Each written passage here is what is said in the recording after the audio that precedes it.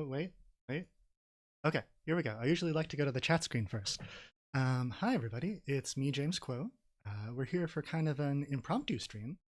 I've been trying to do my thing regularly on Tuesdays, and I'm going to try to do that 5 to 8 every week. I'm on the schedule for next week, but I got some good mail, and I'm excited to...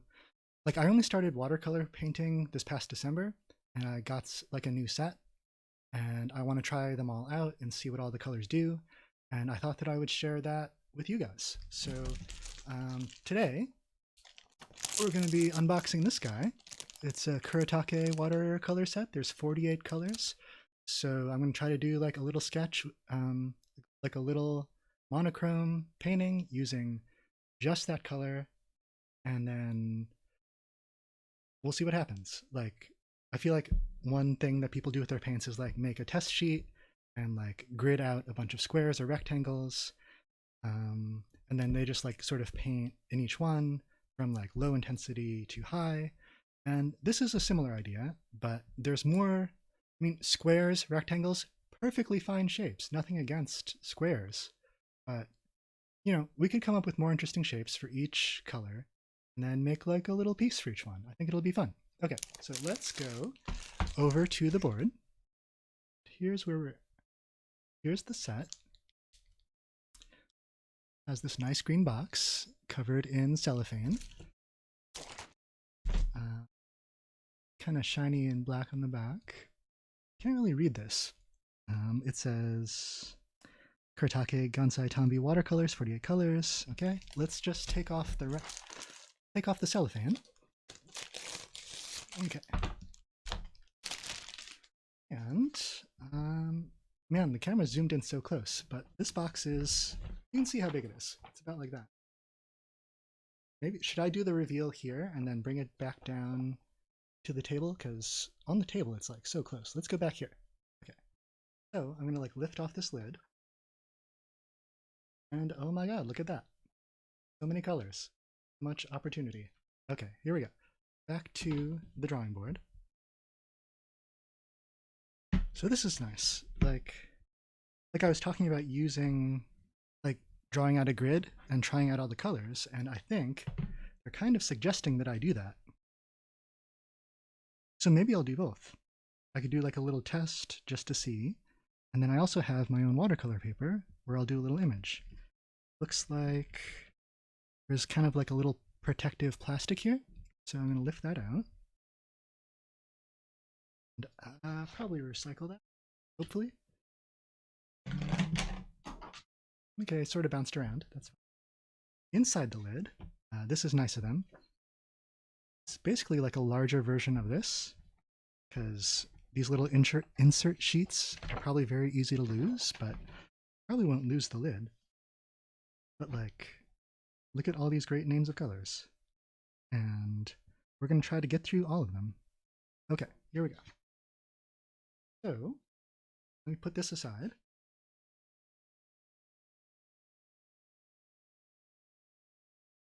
I'm going to start a new sheet of this 11 by 14 watercolor paper. Pull the sheet off.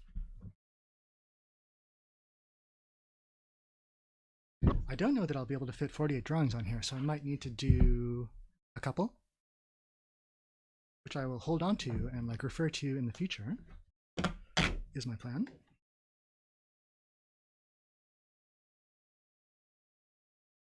So let me see, how is this laid out? It's like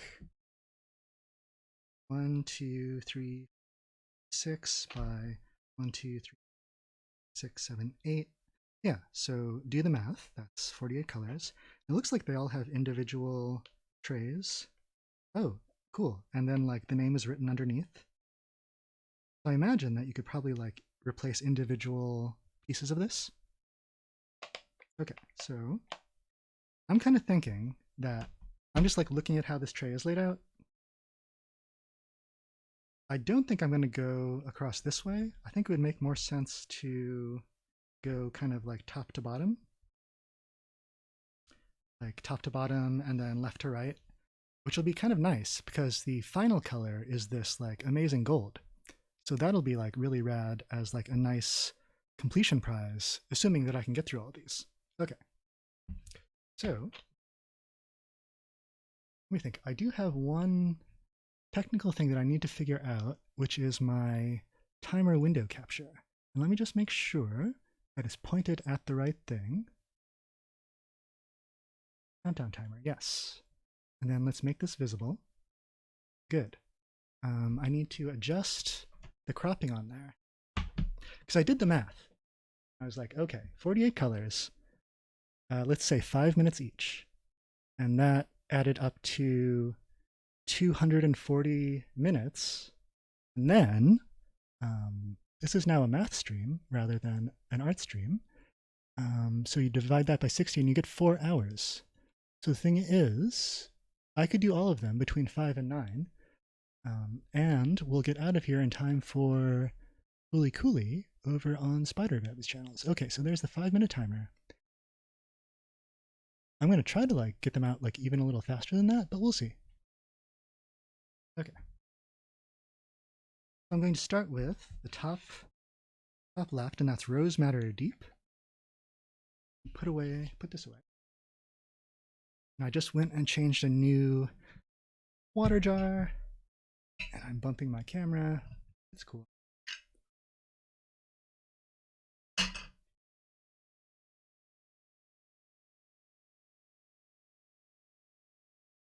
So first, let me just get some. This is my brush I'm going to be using for warm colors.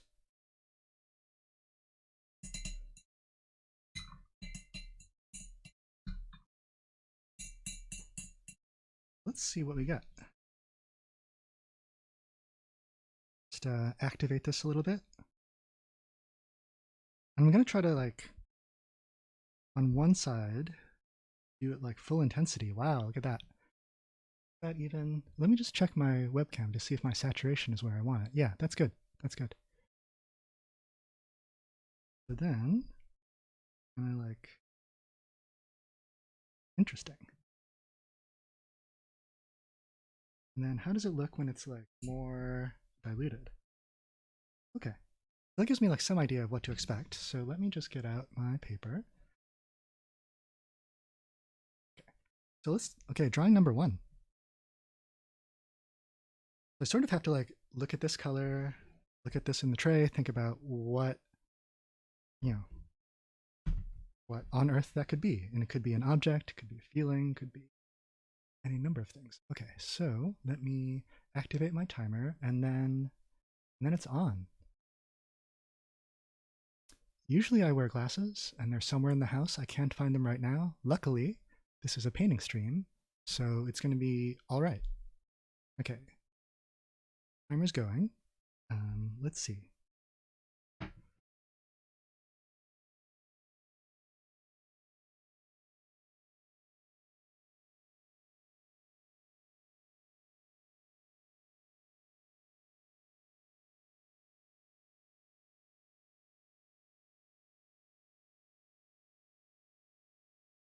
I think since it's the very first one, I'm just going a little easy on myself. And I think I am just going to paint a rose for this one. We'll see. Now, I don't, like with a 5-minute time limit, I don't totally believe that I would like have enough time to go like search for references, etc.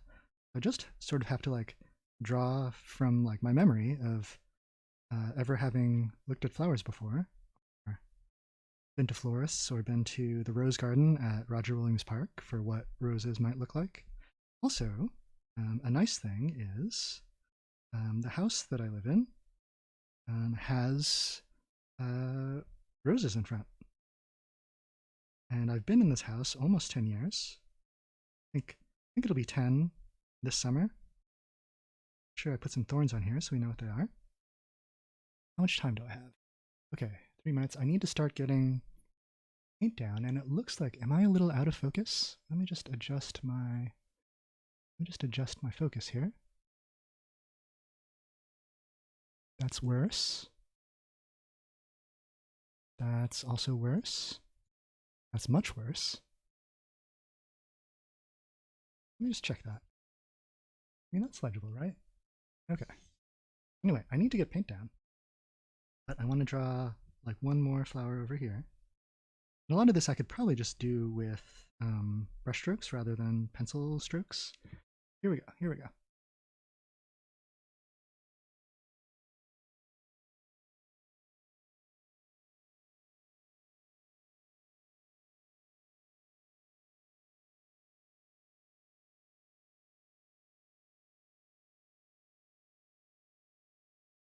Right now, these I'm kind of using, like right now the brush is sort of like running out from when I had loaded it up to do that test square. I feel like, I don't know, maybe using that test square is cheating a little bit, so I won't do that for the next ones. Like this in front of you right now is the test square. Here we go. Leaving some white parts to show highlights. Now, what to do with these stems, because like really the stems would be green. In this world of monochrome, we're kind of just using, well, mono means one, chrome means chrome. So we're just using this one color and it'll be okay. So paint little thorns on here, paint little stems. Definitely want to give them a little texture, so I need to like pull up some more density. I've got about 1:40. Okay, like I shouldn't rush too much. 5 minutes is really a long time if you keep working the whole time. Like you can really get a lot done. I feel like these might be a little too. Are these rose looking, or maybe more like carnations? They look kind of like a little bit roughly. But that's kind of what happens when you're kind of drawing by the seat of your pants. Definitely need to get a little color in here. 1 minute left. Okay, okay.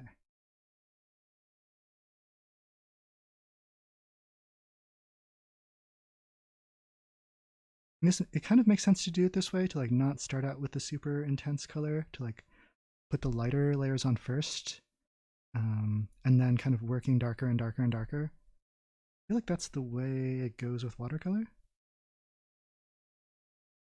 Doing it in layers. I feel like I could zoom the camera in even more. Like it's nice when you get really up close and see how it goes. 20 seconds left. Okay. Some more paint.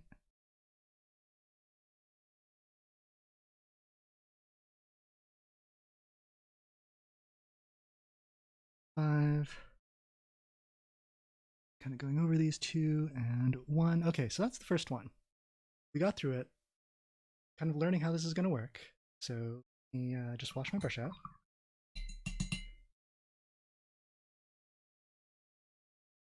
I'm using this thing which has like clear type on it just to check my focus. So let me zoom on in. Yeah, I mean that's pretty clear, I think. How are we for scale? Yeah, that kind of takes up the whole area.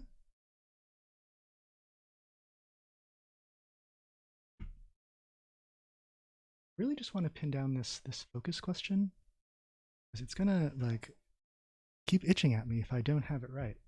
Now that I look at that, that's super out of focus. There we go. That looks good. That looks bad. I had it. There. Okay, there. Right there. Okay, let's not mess with that anymore. Okay. So up next is I think this guy. So that's called Aureolin. I'm going to try to think of something that would be that color. I also want to clean my brush pretty thoroughly so I don't like contaminate these trays too much.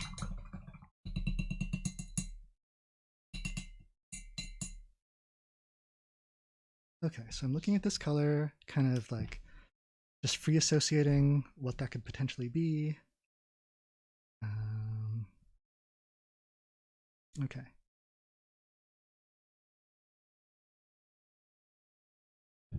Oh, hello there.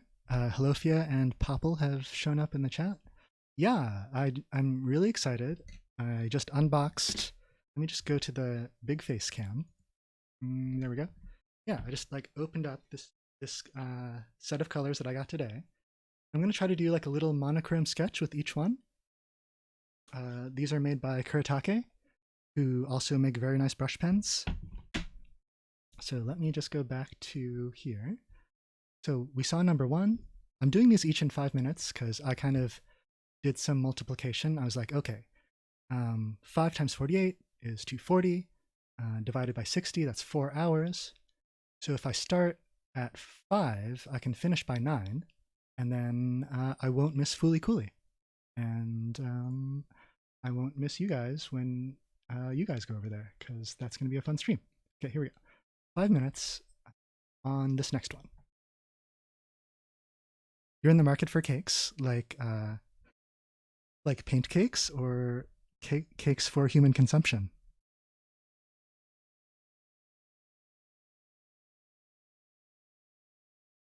I'm glad you guys got here now, because I had like a little bit of difficulty at the start because I was super out of focus, but after some realignment, I think I figured it out. And it looks pretty sharp now, I think. And it's kind of nice just having the camera super close, because I'm not like working on a whole big composition, so we can just like really feel these lines pulling. Here we go. These, yeah, these, you can get these on jet pens. Like, I first became interested in the set because I saw them at my local art store. Also, I think I saw them on Lita 426T's stream, who's my favorite art streamer. I might do a shout out right now. Like, she's a watercolor person who I'm learning a lot from.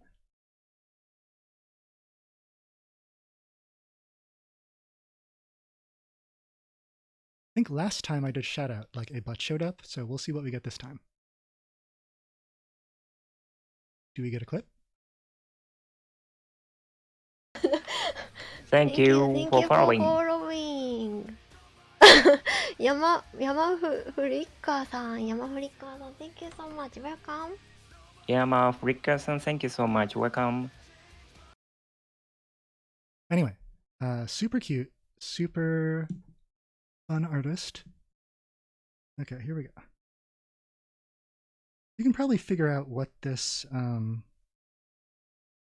drawing is of, and I've got 3 minutes left for paint.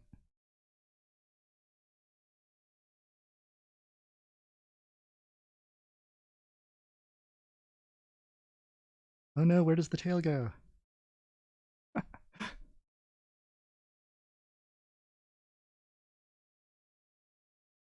Yeah, I think when you were over here before the double feature, I think we watched a little bit of her together before the internet kind of decided to forsake us.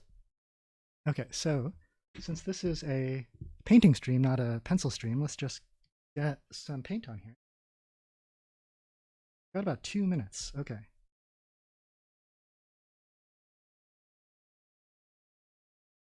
This is such like a chicken drumstick over here.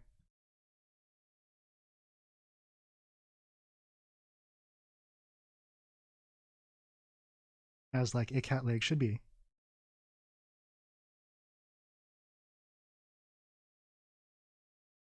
But how have you been? Are you having a good day over there? That question is also for Popple.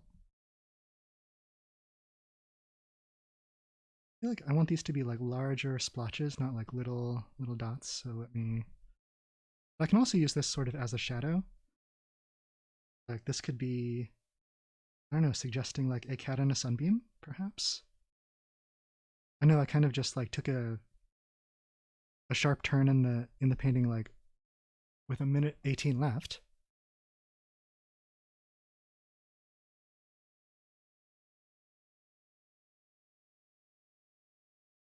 Well, Oh, Popple's trying to blast through the last few work hours.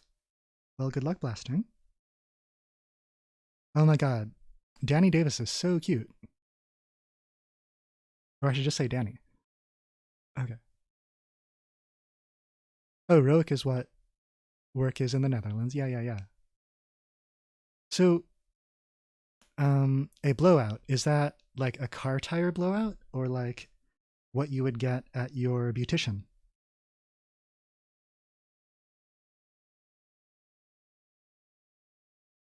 I've got 31 seconds left. Can I use a little more intense color to like show some darker area under here?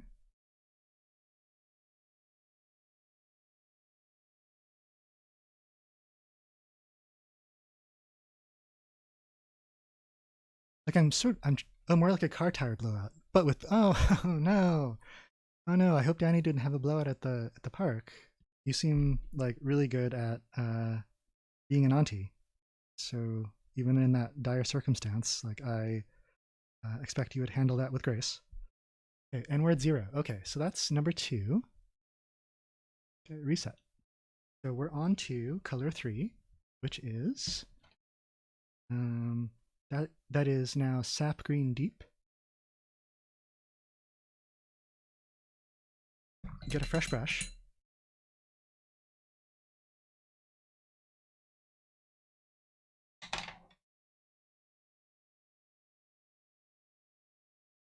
Let's use this guy.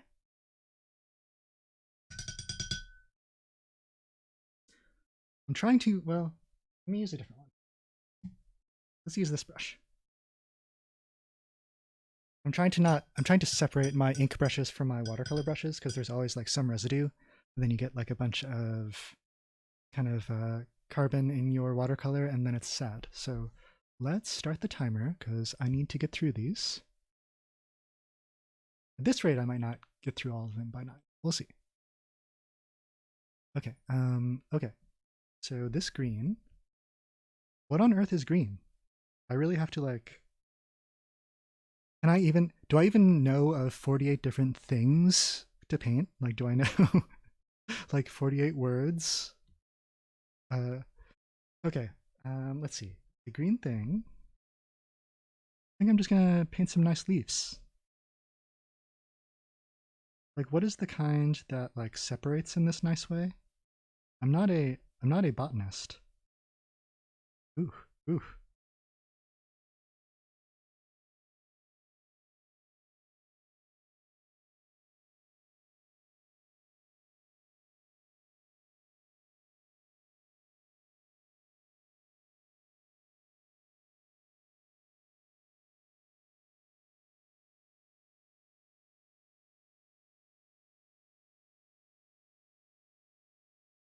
Yeah.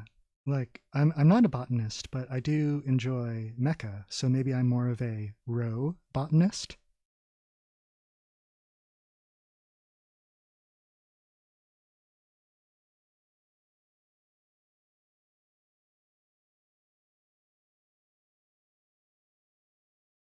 These leaves are really messed up. Like these are kind of separating in the correct way, but these are like a little bit too much. Let's just erase that. Okay. Let me just do like the outline. That'll help me like keep these straight.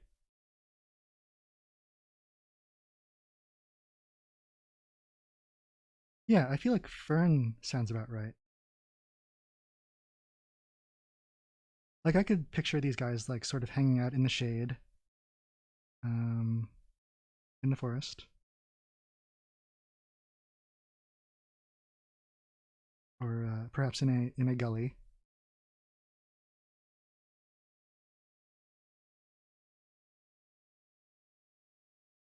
I gotta get pigment to paper soon. I can't spend my whole 5 minutes on pencil. Because like this graphite is gonna make the same color every time. And you know what? I could even do some without outlines, right?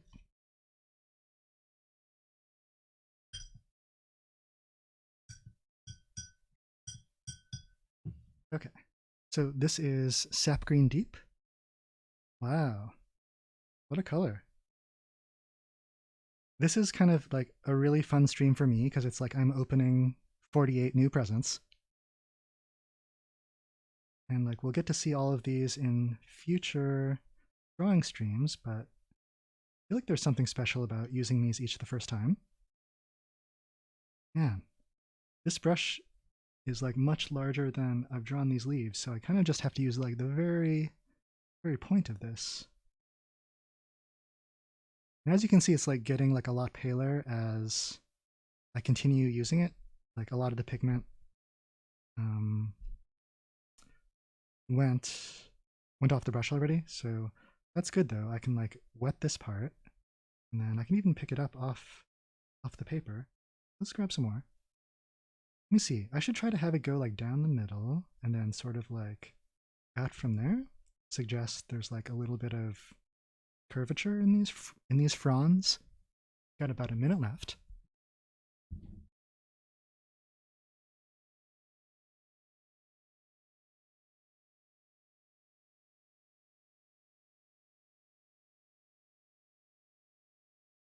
Okay, yeah, I'm gonna try to like just do some, let me just get some more pigment on here. Try to do some without outlines. Definitely like a different look.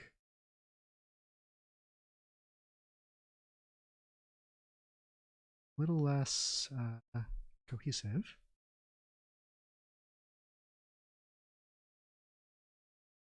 How much time do I have? 24 seconds. My god. Okay.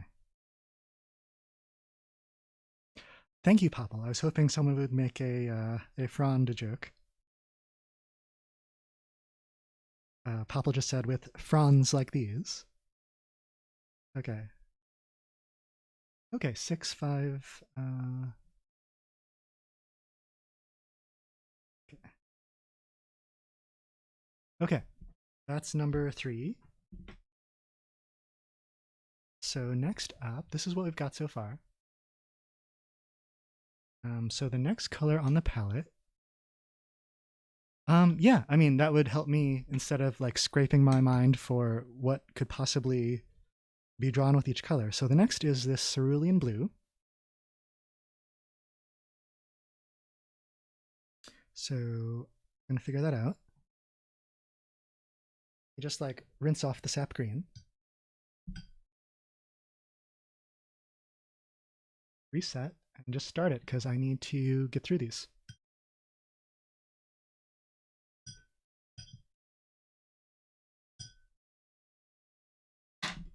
I do love to bump the camera. Okay, so Cerulean Blue. Oh, a pot would be nice. Yeah. Good suggestion, Sparkle. I'm gonna go right with that.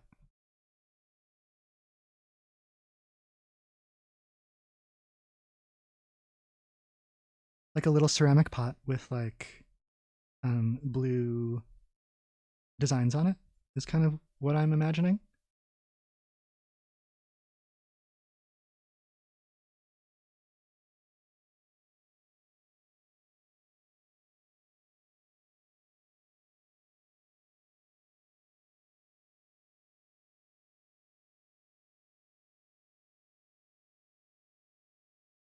I'm just gonna like quickly get this in.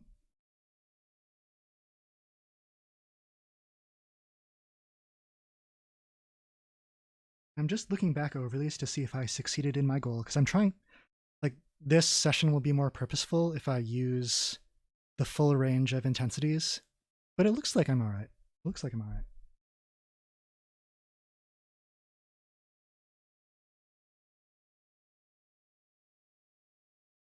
It has like a little kink here to help with your thumb, not for any other reason. Okay, there's a little pot. Let's start painting some designs on here.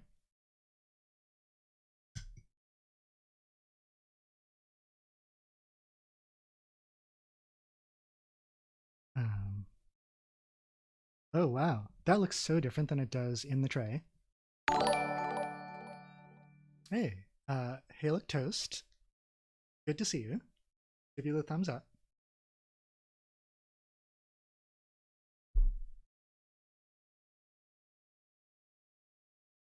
Oh, Galuigi's here.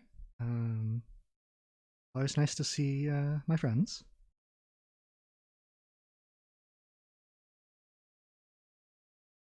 Let's see. I think like I should paint like a few sort of lines like this that show you the curvature of the pot. And then like, God. I feel like, I mean, doing ceramics is like its whole own discipline that I'm not super versed on, but let me just like put little repeating designs on here.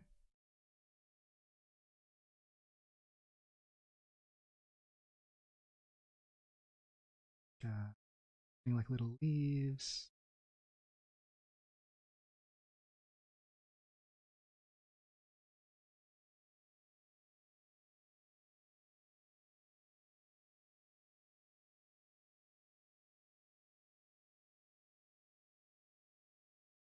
Yeah, I'm really pleased to have Gaelic Toast joining the stream. If it would mean a lot to me if the regular chatters could give Gaelic Toast a warm welcome. Toast is a nice friend of mine, IRL. I've got about a minute 25 left.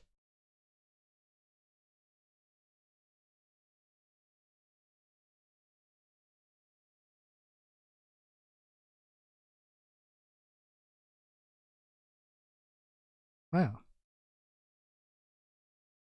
Like, I was so shocked when I put brush to paper and then this color came out. Even though from the name Cerulean Blue, I knew to expect this, so I was a little confused when I saw that. Like, I was expecting like that deep navy.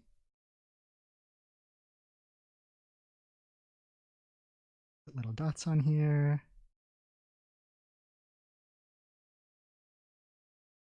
Oh man. Got 40 seconds left. I feel like I'm using sort of a medium intensity and I need to like use like closer to 100%. So I could just like emphasize some of these darker parts. Have I missed any requests? It looks like Papa wants a spaceship. Let me see if there's any colors that are spaceship appropriate.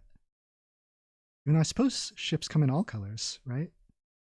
It's just the like modern age of sci-fi where like in Dune, spaceships are just gray shoeboxes. So maybe when we get to here, we could do a spaceship. But I mean, I don't know. Okay, okay, we're done with the teapot. Our time is 0. I'm just gonna do like a little dab there and there, and do a little dab up in the window. Okay. Oh, classic 50s rocket color. Wow, I'm missing like really good chat. Like, Hellofia has ordered Sfolia. That does sound like their name. Okay. Okay. I gotta keep moving. Yeah, I got these 48 colors. I'm doing a little 5-minute sketch on each. And if I do them all back to back, we should be able to get through all of them. Okay, so let me just start the timer again. What's next up? Purple, which is this guy. Okay. I feel like a spaceship could be purple, couldn't it? Let's try that. Put this right on top of there.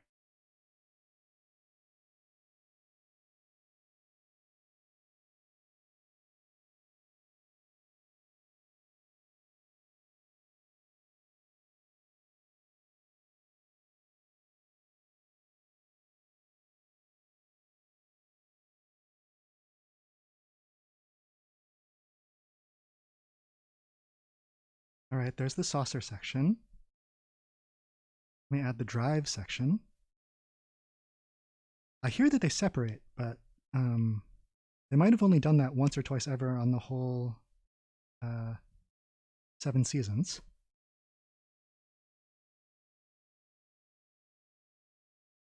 Okay. There's a nacelle.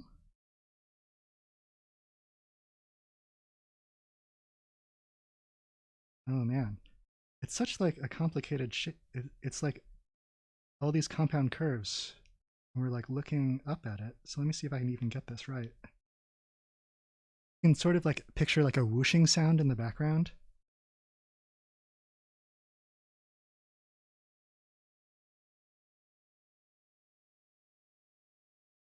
Yeah, yeah.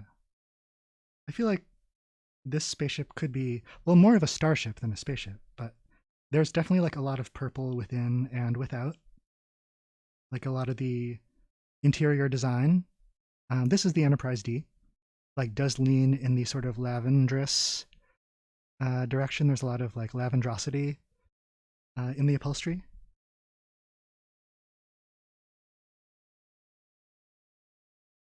I think, wait, the line I had before was better.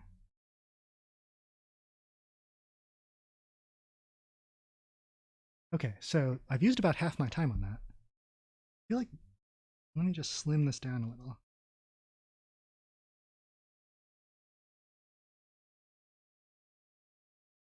Okay. Clean up that top. I really need to start painting. Okay, so wetting my brush. Yeah, the the ship's a little bit lumpy. Let's see. So let's pick up this purple. That looks so dark on camera. Anyway, so let's paint. Get a little bit splashy. Wow, that is such a vibrant purple. I would almost call that a magenta. So these are just like nebula back here. Nebulae? What's the plural of nebula? And then here's the, what is this? The deflector dish?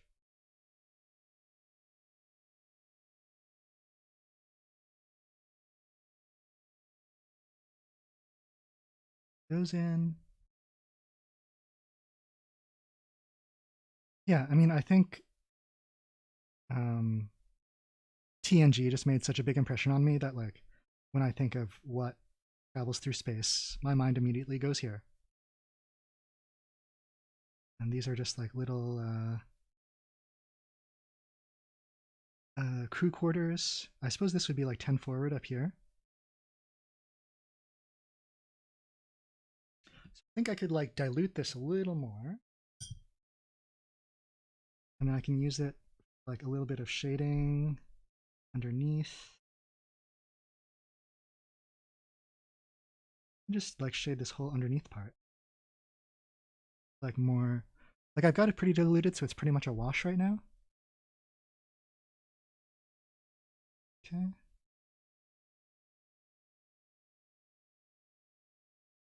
And just like add like a little of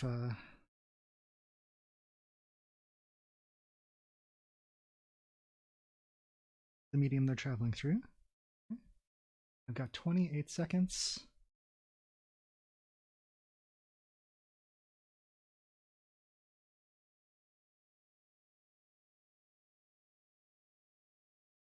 Ooh. Oh, and ew. Okay.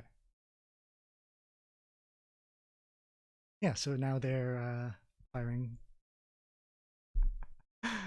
Anyway, so that was purple. Like, it doesn't have any other qualifiers. I don't know that I would have named this color purple, but I don't work for the Kuretake company. Next up is, this is called Indian Red. So let's see what happens with that.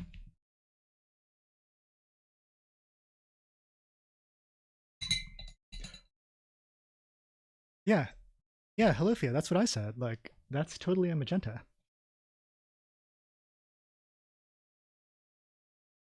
So let's see. That's pretty wet, and my table's like a little bit inclined, but I don't think that's going to dribble down. But it makes me a little nervous. I'm just going to pick that up. Okay. So next up, Indian Red. So I have no idea what color is going to come out. I keep getting surprised. Let's start the timer. Okay. What's red?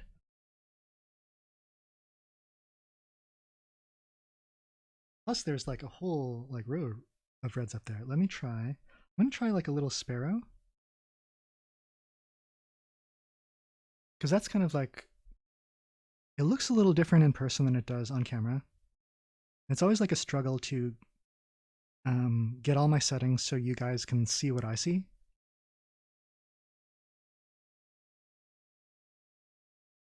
Here we go. What does a sparrow look like? I should know, because I do have a bird feeder with like black oil sunflower seeds by my kitchen window, and sparrows are there all day long, in force. 2, 3, and 1 in the back. I don't know if that's right. I think it's 3 front, 1 back. That's what we're doing right now.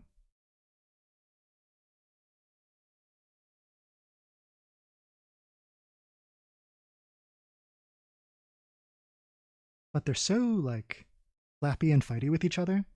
Like my bird feeder has 4 different perches where you can sit and have seeds in peace, but they will like all fight over the same perch, even though there's 3 open. I think I'm not going to be totally naturalistic with this, so I'm just going to have this wing going out this way, like he's saying hello. Real bird wouldn't do that. But sparrows, they have sort of like a chin strap beard, like it's the Y2K era, right? Like the beard that goes like just like that. We're going to have these feathers going out. And then they have a bib, don't they? Okay. I feel like I need to clean up my pencil a little bit. I've got about 3 minutes.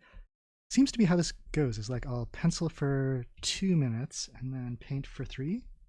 That's like a fair division.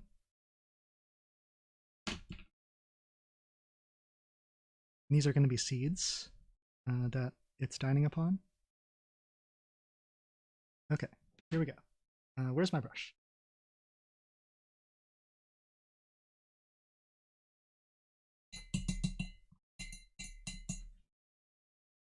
So let's find out what Indian red becomes. Wow. That's amazing. I was sort of like purposefully trying it like not directly on the bird. I have a little too much water on my brush, so I need like a little blotting surface. Okay. I feel like I'm going to go over this lightly. And then kind of go back with a few passes over it and kind of emphasize the darker areas. But right now I'm just like going to like try to put a little bit of pigment on everything that's going to be this color.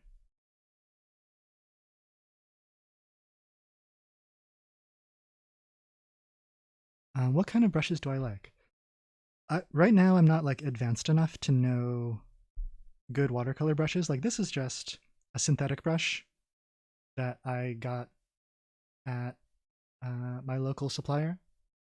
It keeps a point pretty well. One nice thing about it being synthetic is that the fibers are white, so I can see what color is on the brush. Whereas if you have like natural hair fibers, it's tough to figure out what color you have when it's on these like non-white bristles. Okay.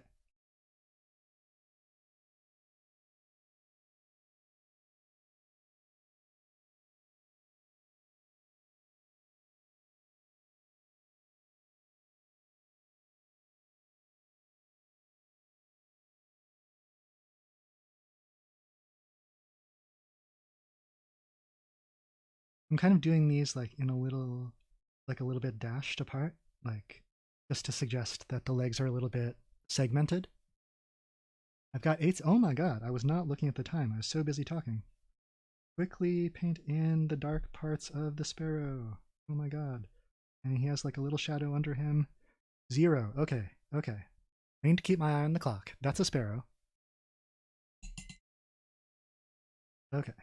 I went a little over time, but I just needed to fill that in. Let's reset and just keep moving. Next up is, let's see, that's going to be, it's just called Carmine.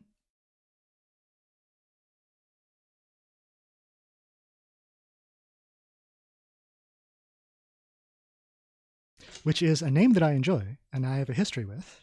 Back from my mini comic days, I know the more like digressions I take, the more I'll run into the clock on this one. But let me see.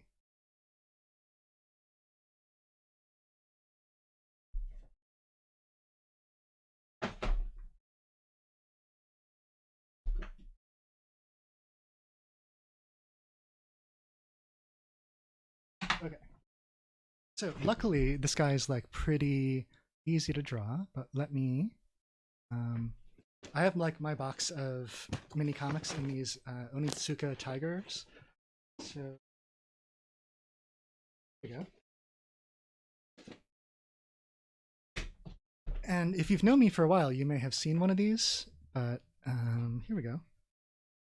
Yeah, speaking of Carmine, this is like an ancient mini comic from the year 2003. I'm like covering up my previous name on the spine, but I used to make little books like this.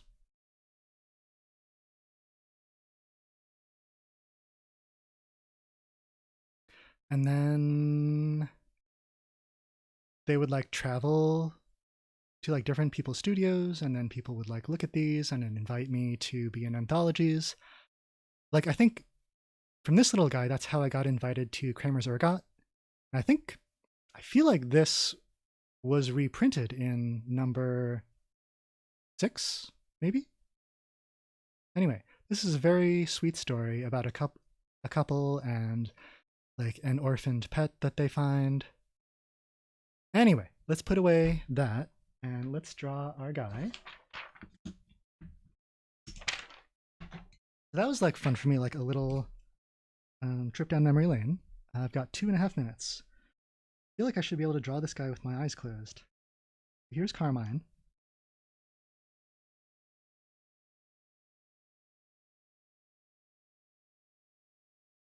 I think in my mind he was like some sort of duck person, like a little hat.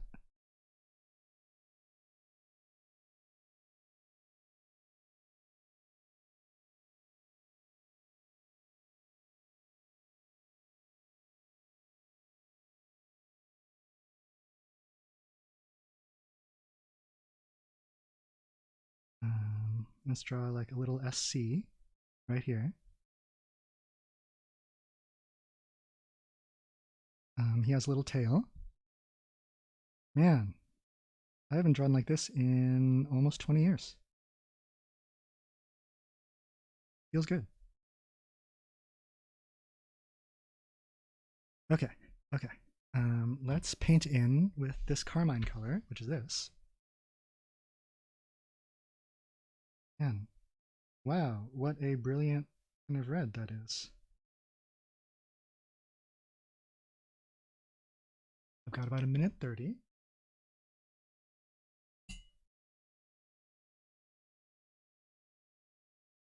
Let's see.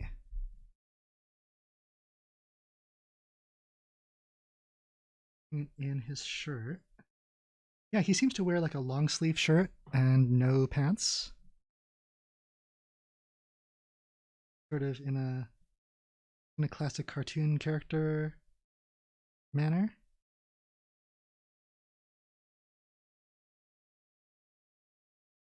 I can also like use this just to draw with. Like I'll put some surprise lines out here. I definitely would have done back then. I've got 40 seconds. Ugh. Might be my favorite one so far. I should put a little paint on these legs.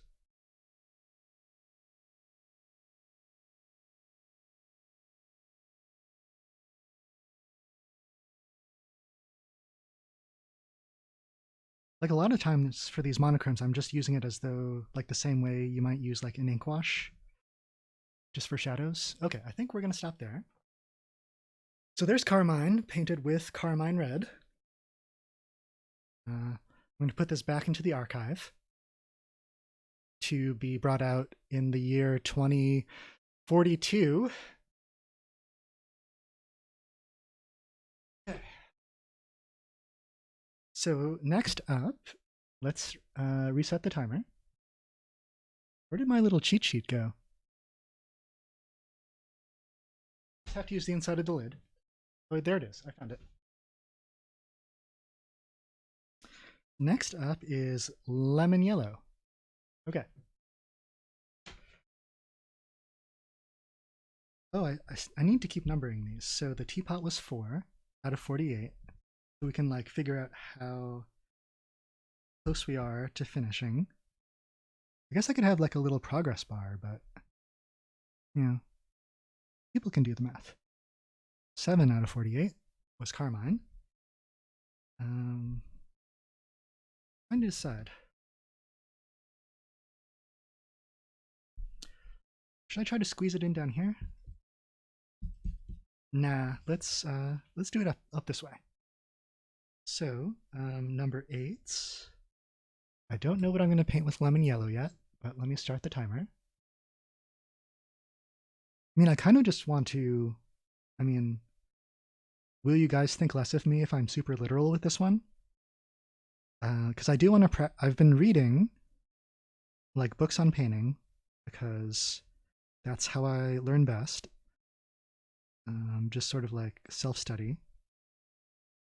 But I'm kind of learning about different qualities of light, and this could be like a good opportunity to practice like translucency and like subsurface scattering.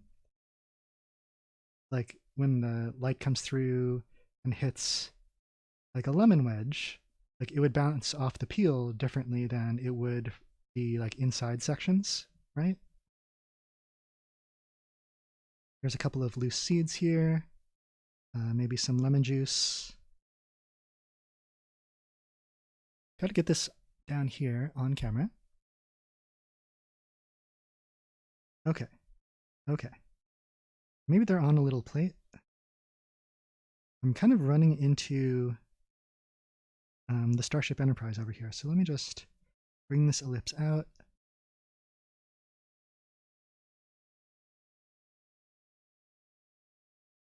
Okay. I think I could start in with the yellow, so let me just wash this brush out.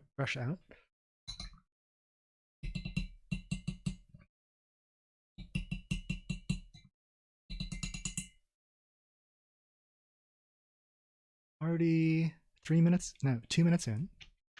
Here we go. The lemon yellow. I feel like I just picked this up like pretty full intensity, so I'm just gonna like do outside.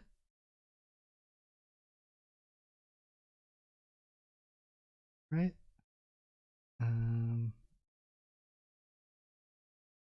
Add like a little bit of this just to sort of like, it's interesting, like colors can mean different things on one picture. Like here I'm using it for shadows, there I'm using it for like local color.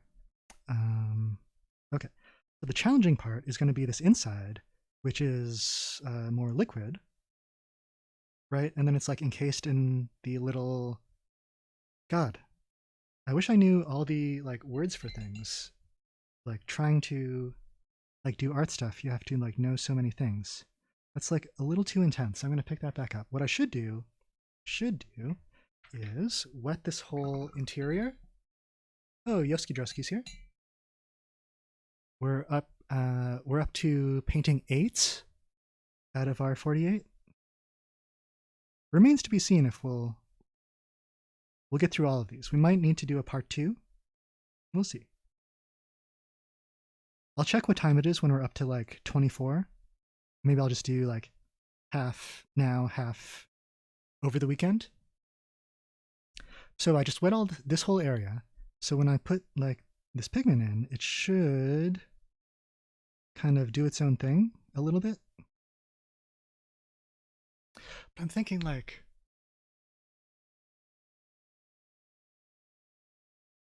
what?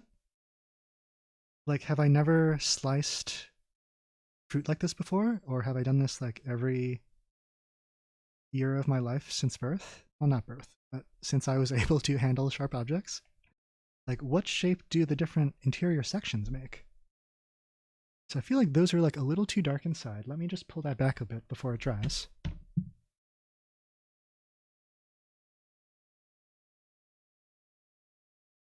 Okay, we're up to 6 o'clock. I'm gonna pull that back. That's good. That's kind of like a good like base yellow for the interior. And then I can go back over it. I'm trying to keep the palette on screen too.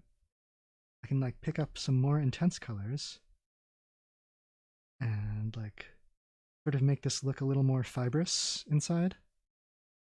Kind of doing some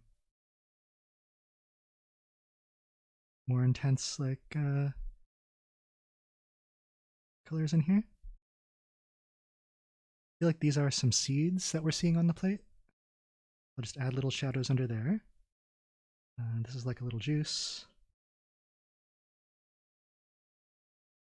Give some indication of the table that they're sitting on. And we're already at 0, so okay. I know it does have like a beep that it makes, but it's super unpleasant to everybody. So let me start this over, and we'll go on to painting number 9, and that's going to be this color, but what is it called? This color. Painting number 9.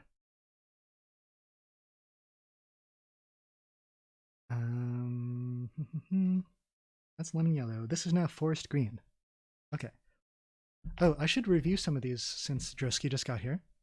But this is kind of what we've got so far in order.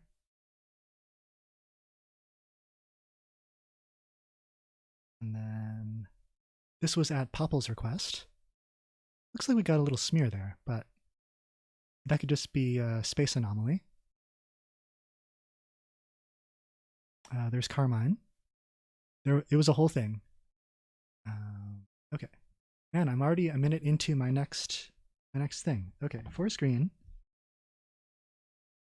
What I remember about forest green is having to wear them as turtlenecks. It was just like a very popular color at my prep school in the early to mid 90s. Definitely would see like a lot of this clothing item.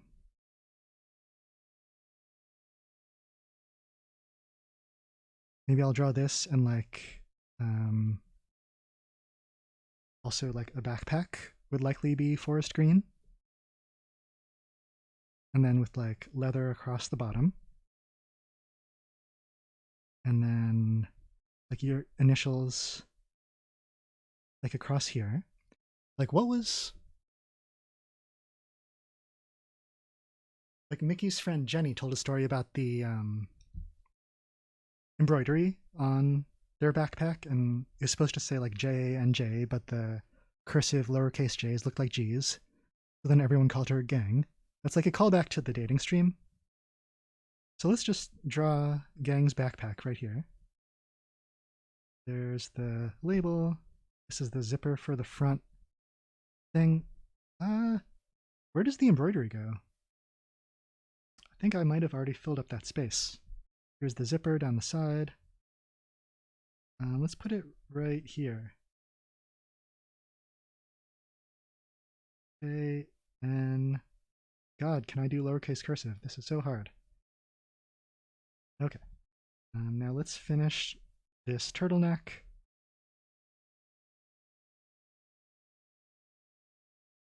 And let's get some color down because we've got 2 minutes.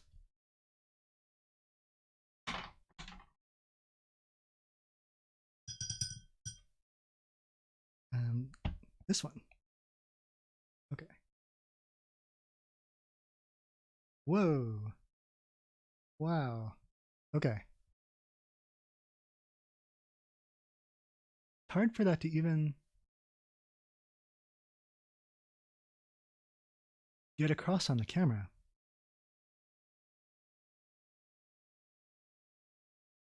Okay.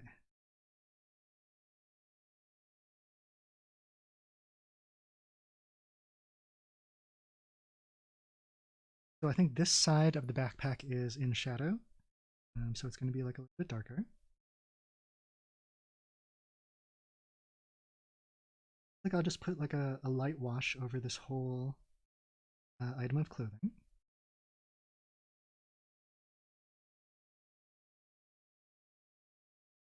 Okay.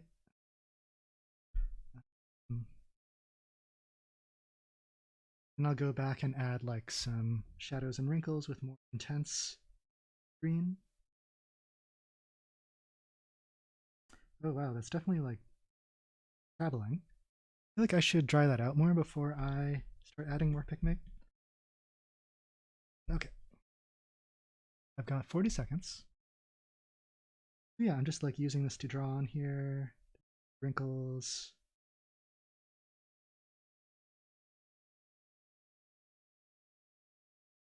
I'm not like against turtlenecks. In fact, I've been shopping for them, and I'm looking for one to wear specifically on stream. So you might get to see that soon if I find one.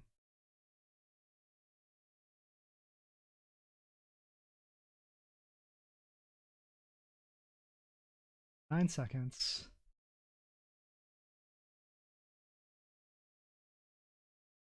Okay. That is painting number 9. You're saying Uniqlo would be good? Okay. I guess it's tough because there's not. I would have to drive to either Boston or get to New York because they don't have them in Prov. Like I wasn't sure whether to get these small or extra small.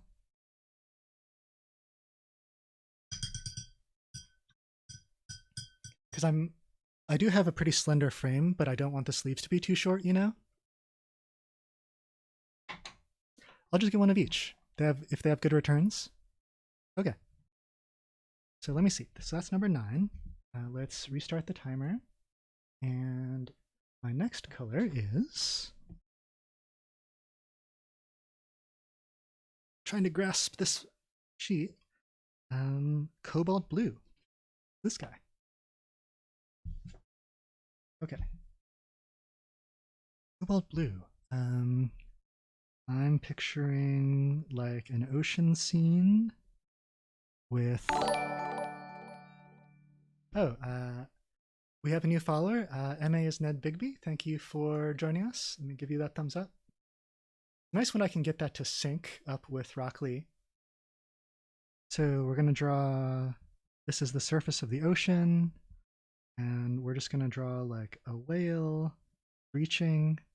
Oh my god, the majesty. Draw those sort of nice underneath the chin lines that they have.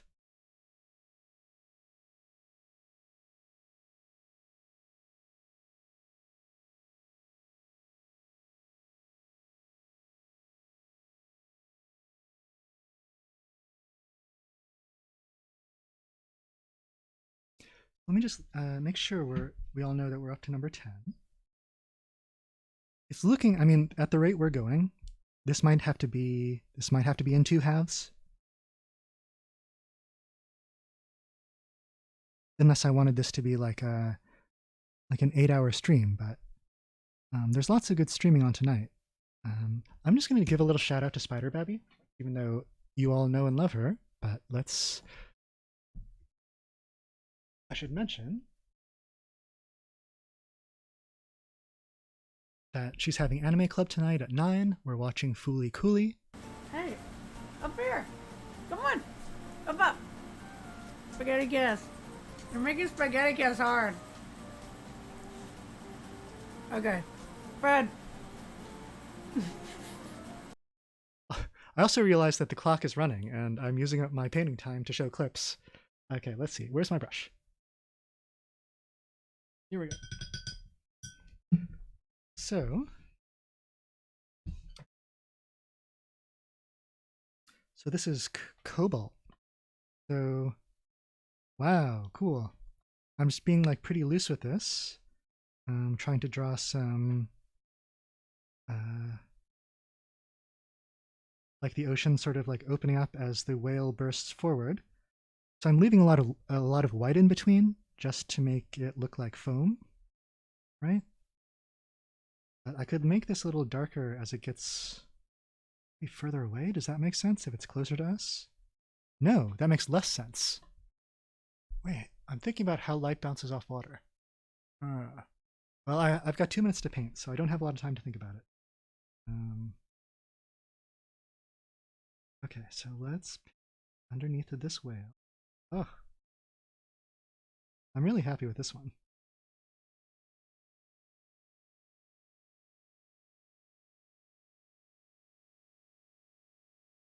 It doesn't happen every time, so I try to enjoy it. Can. Feel like I could also,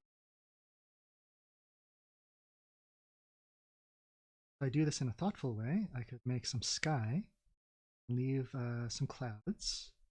Like I'll make the sky more intense than what's on the whale, just to like, so these shapes don't get too confused. I don't know, do clouds like that? I wonder. I've got 58 seconds.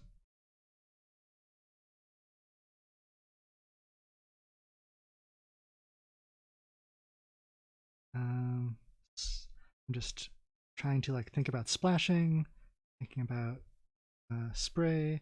Oh my god, for one of my birthdays, Kate took me, Hen of the Woods Mushroom, took me to Provincetown on like a whaling, not a whaling ship, my god, like a whale watching ship. And we saw like 24 whales. They didn't breach like this, but they sprayed, and it was like so stinky. 20 seconds.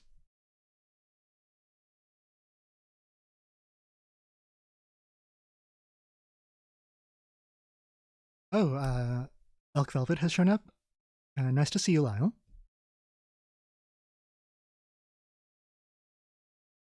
Okay, 1 second. Okay, and that is painting 10 in the bag.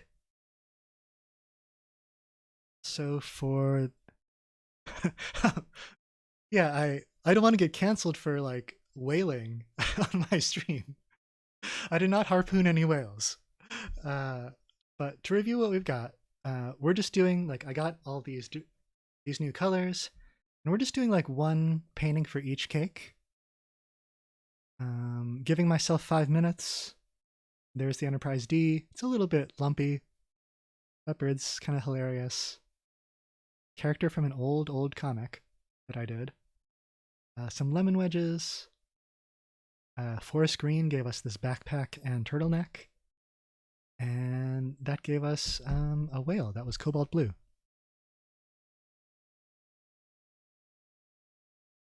Yeah, like I kind of got the idea because they do give you this test sheet. And after I did the first one, I was like, you know what? Squares, rectangles, those are fine shapes.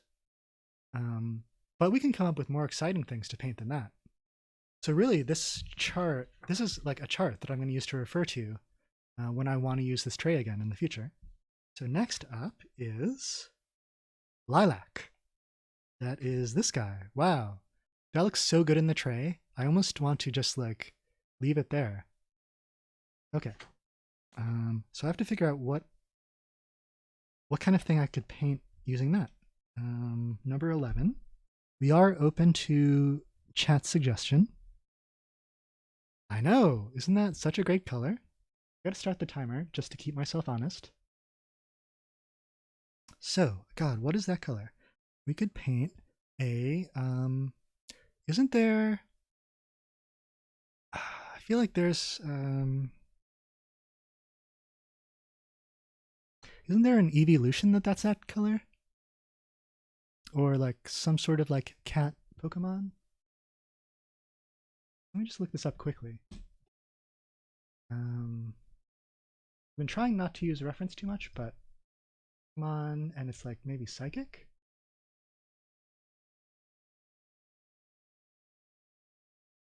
Or do a Popple. Oh, Espeon, yes. That is who I'm thinking of. Thank you, Pokemon Lore Master. Yes, okay. We're going to paint Espeon. Perfect for this color. Here we go.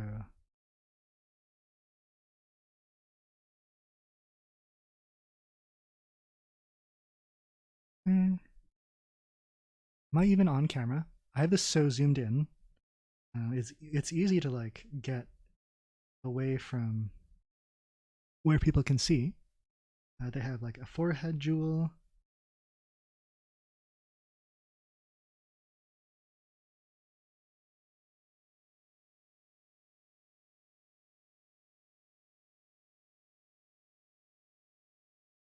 Oh yeah, I feel like this Espeon's gonna be cleaning their paw. Like they weren't just doing Pokemon battle.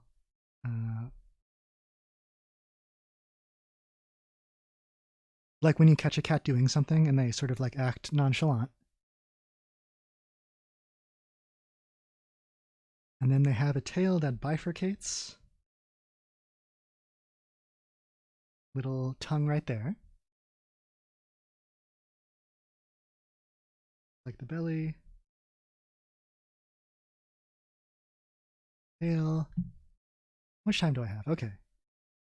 I'm good. On target. Usually 2 minutes drawing, 3 minutes painting. Okay. SB on. So where's my brush? Okay, yeah, 2 minutes drawing, 1 minute finding my brush. Here we go. All right. Picking up some lilac. I think like it's gonna be fairly dark under here. Wow, that's great. Loving this color.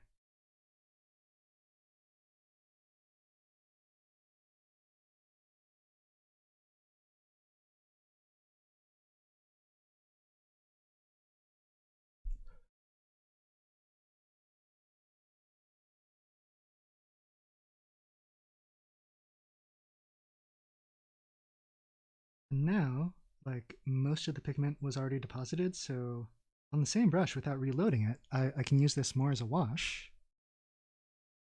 And so I can fill in like a lot of this body color while leaving like white area for highlights. Paint the underneath. Definitely gonna go give this another pass to get some more of the midtones in.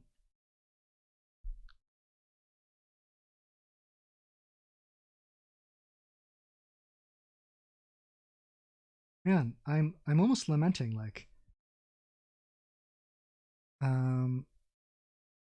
we'll allow that, Elk. I'm in a festive mood.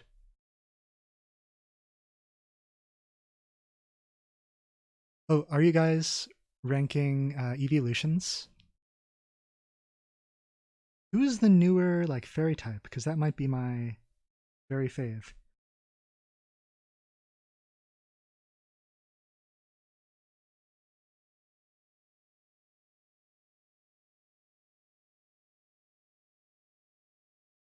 Wait, wait, Popple. Uh, you're here, right? Didn't you have? Wasn't there like an evolution related? Were you in a band called Vaporeon? If I remember.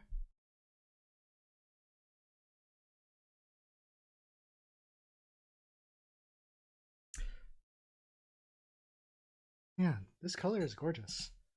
Like, I don't know if it looks good on camera, but like in person, it's this lilac is like to die for.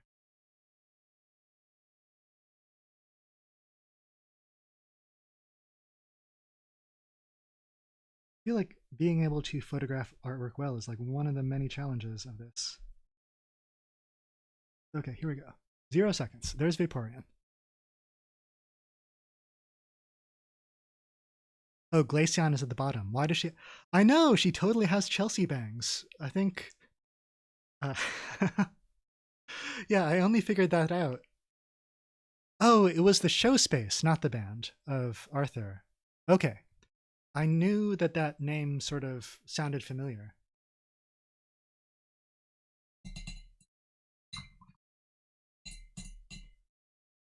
Okay, so next up, that was drawing 11. We're up to drawing 12. Okay. And we've got Raw Umber Deep, which is this guy, which to me does not look like anything. That just looks like... It's hard to know what color is going to come out of that. But as we've seen so far, they do appear on the paper differently than in cake form. Oh, fangs for the memories. Thank you, Popple. Okay, where's my timer? Where's my timer? Reset that and start. God, Raw Umber Deep. Let's draw a... I think I'm going to draw some sort of like large wrinkly hound.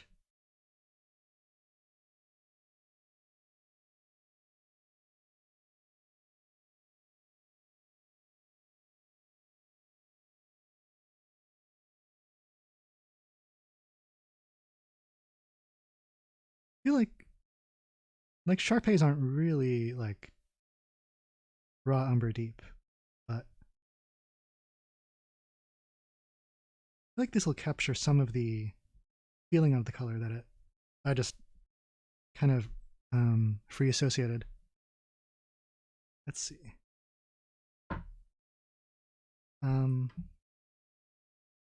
There is the name of the color.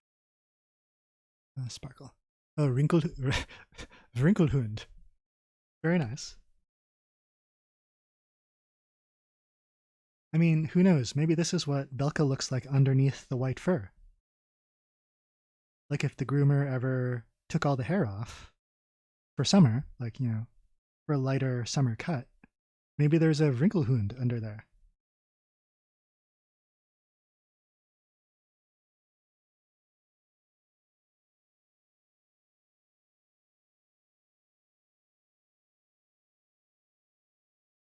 And I'm going to put like a couple of sticks here, like we're at the park playing fetch with this monster.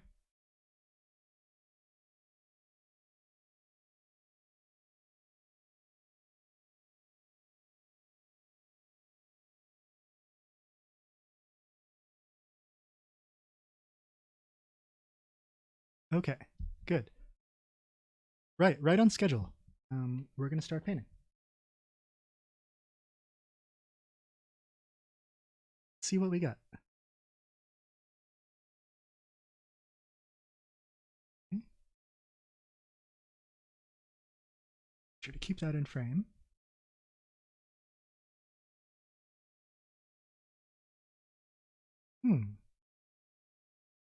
This color is like a little bit dank. Like it's pretty dank. I don't know how often I'm really going to be using this one.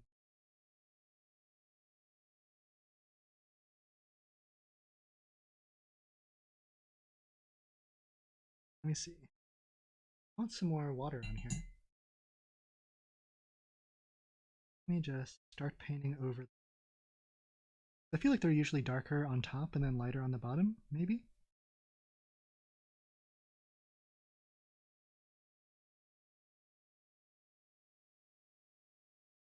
Maybe like darker shoulder here.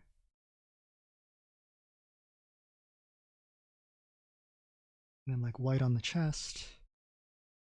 Sure.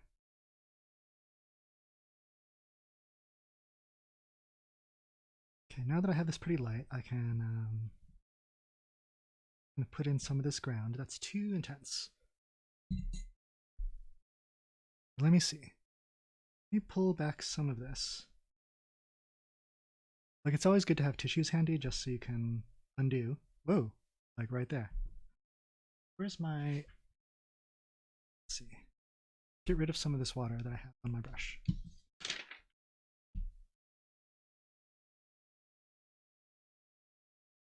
So yeah, I can... Here's... I feel like the muzzle should have some in this color. Got 53 seconds. Okay. Kind of mix this ground up a little bit. Shadow on the back leg.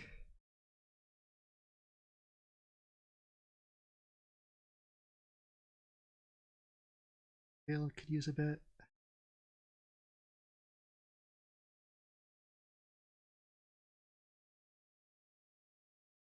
This hound could be like a little bit brindled. I'm doing kind of a rougher texture on here.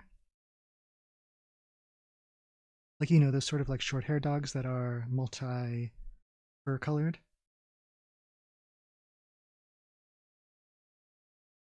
I think I'm influenced by the Boston Terrier, was it? Or no? I mix up the different goblin dogs. Like, I can't always recognize which one is Boston Terrier or which one is like French Bulldog. Something in that area I saw today and looked just like this. Okay. That was Raw Umber Deep. Oh, Supplet Yikes. Nice to see you. Let me restart my timer. Yeah, I've just got this palette of 48 colors that I opened. And it looks like we finished our first test sheet. So we just did 12 paintings.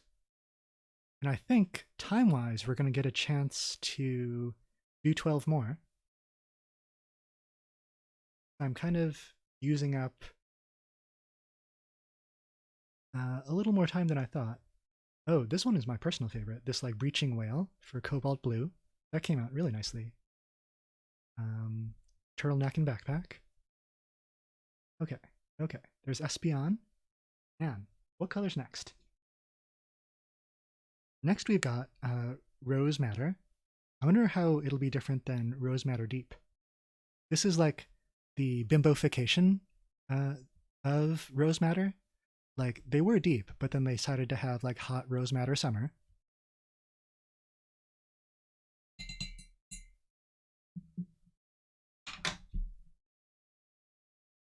Okay, let's see.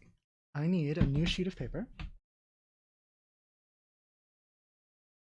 Let me just pull one off of my block here.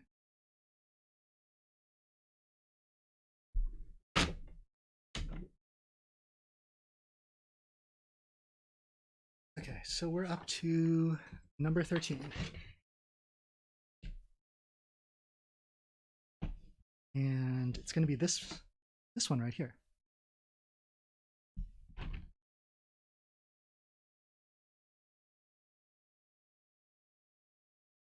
Okay, let me see. Start the timer. And what on earth is red?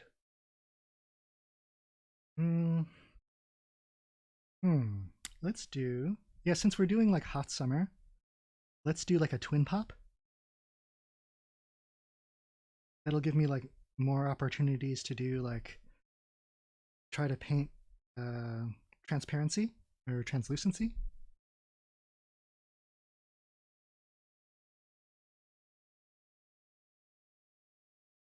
There's the wooden stick. Oop, that's too far.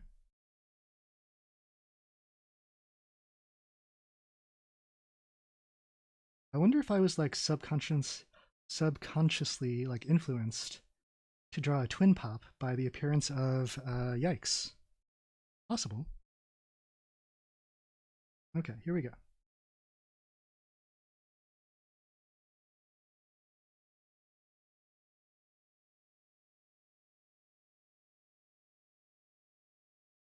And some of these drips are down here. Okay. So let's see what happens.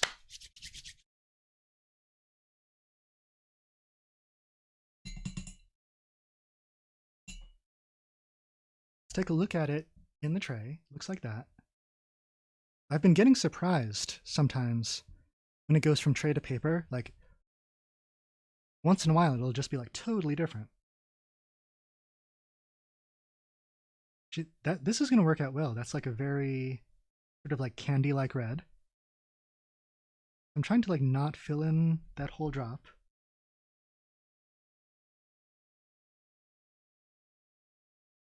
I'm trying to like maintain some sense that this is like a frozen like polyhedron.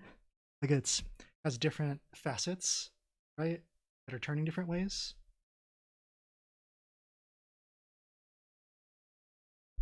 Let's see. Oh, my sweet treasure's here. Nice to see you, Lala. I hope that everyone will be nice to them. Oh, you have this set. Maybe you could help me with some like watercolor lore. Yeah, I've been getting kind of surprised.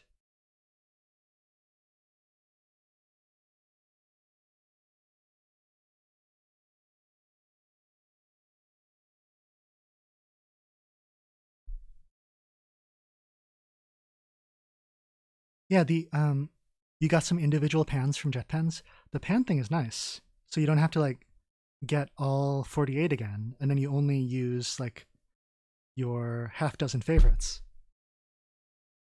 Okay, so I'm leaving some white area, but then I can go back over this with some more intense color. This is like a little drop shadow. Which one was I using? This one. Got a minute 49. I can add some more intense bits here.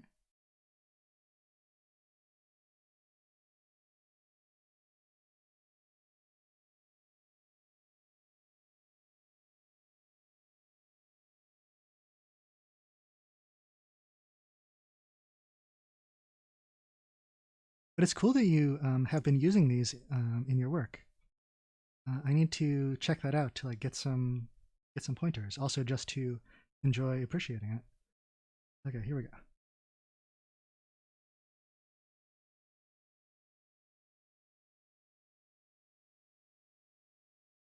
Got 1 minute left. I feel like I could get more intense with this. I've been like holding back, but I feel like it usually makes sense to go lighter to darker.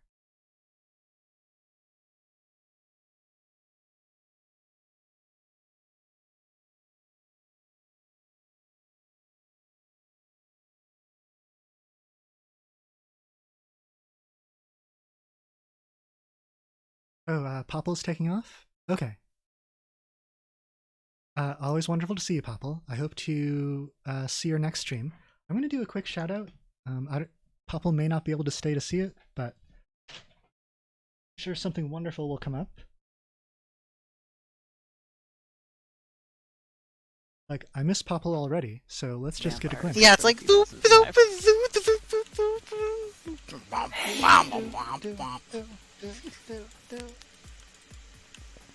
We would do really good in a game, like if we all played a game where you had to.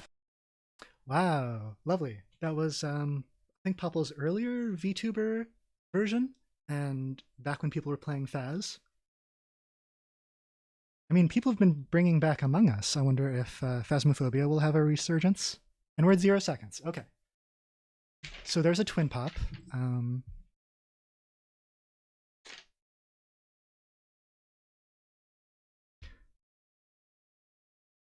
right, so... Oh, wait.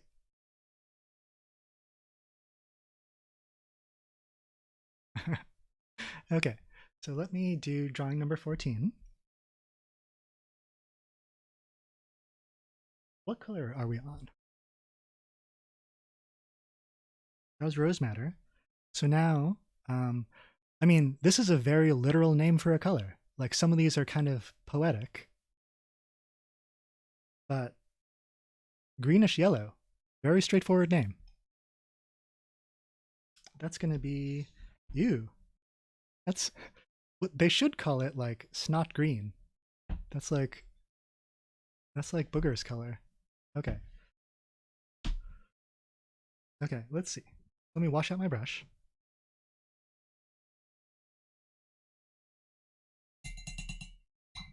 Oh, the PH Martins. Aren't those dyes? I don't know. I feel like I haven't used those.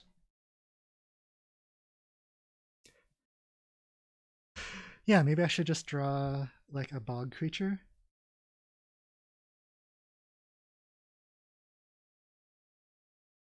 I feel like there's a kaiju that looks like this.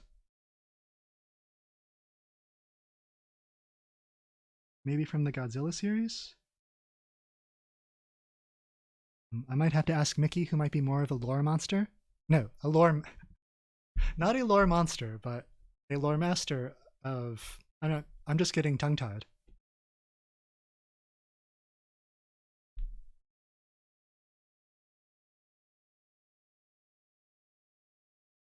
Oh, thank you for that ink emote, Halofia. I think we're not going to see any... Bad joke, James! I think we're not going to see any ink today.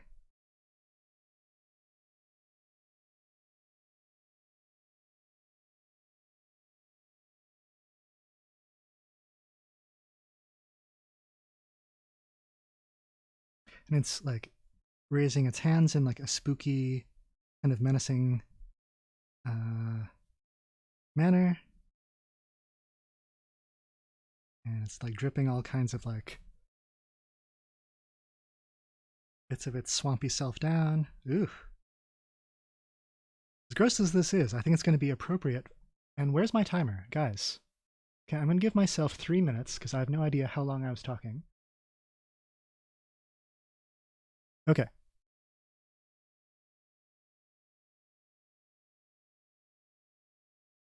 Okay, that's good enough. That's enough to work with.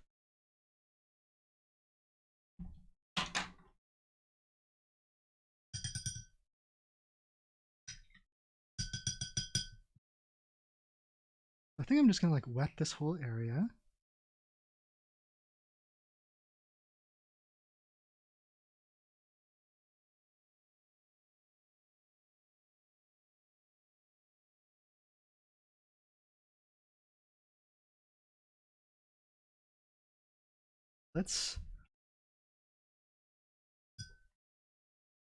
Here we go.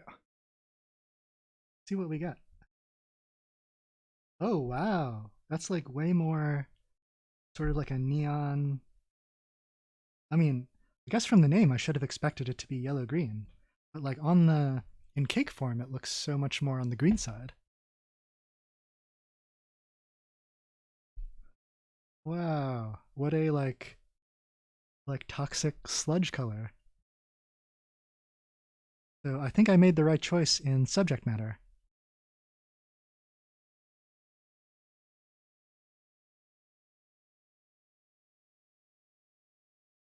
Okay, I've got 1:30. I think I'm going to use like pretty like full intensity to like do these eyes. Load this up.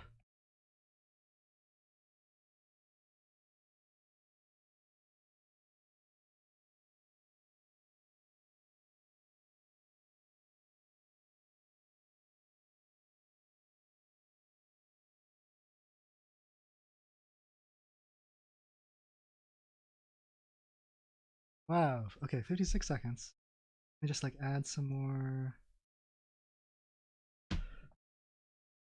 Get like a little bit of a ground on here, or like connect him to some sort of fen or quagmire or bog or morass. Let's see. About 26 left. Halofia needs to get new brushes. You got a Michael's gift card for Christmas. Yeah, I feel like they would have something. Oh, wow. I didn't know that, Halofia. You did watercolors in high school? Okay. We've got a couple seconds. I can't chat. Let's just put some plants back here. And 2, 1. All right. That is that is yellowish green, also known as snot.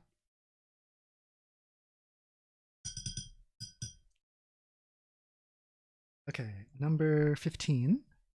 I'm just trying to be systematic here. Very businesslike in my streaming. Yeah, what a nasty guy. But he could be, I mean, who is he as a person, or who is he as a monster underneath? I don't want to judge him on appearance. Ooh, maybe he just needs more understanding. Okay, here we go. Reset my timer. Not for 3, but for 5. 5 minutes. And I'm just going to hit start. As I find out what I'm going to be drawing with. A turquoise green deep, which would be this guy. Okay.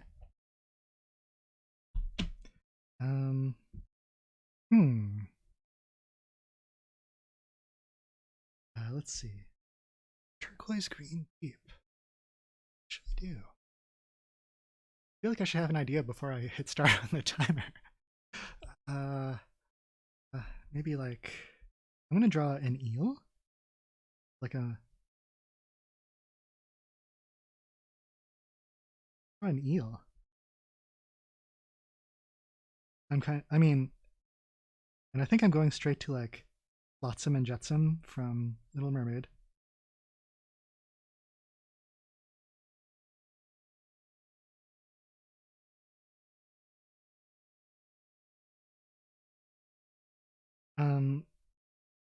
So Hen of the Woods Mushroom, my special person, she is a writing teacher, and often her students, former students, go on to writing careers, and one of them is a science writer in the New York Times, and they did perhaps the best headline for a Science Times article about eels, and I think there were eel researchers like running experiments about their diet,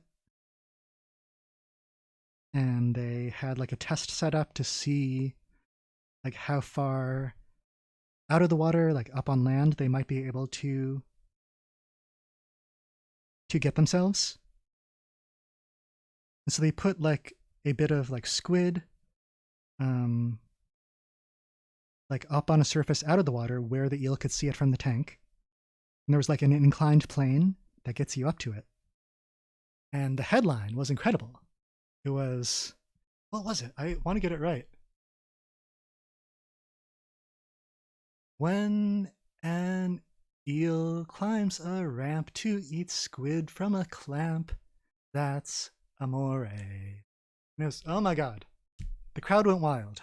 I'm the crowd. Oh, that's right. That's right. I think I'd gifted Halofia a a lifetime supply of tinned eel, which was really like maybe nine or 10 tins from my Cantonese grocery to take camping. And then I think I wrote out Sophia. Like basically this almost makes an S. So if you can picture the rest of the letters written in eels, that was the little gift tag. Okay, so let's get coloring. Oh, you ate them all.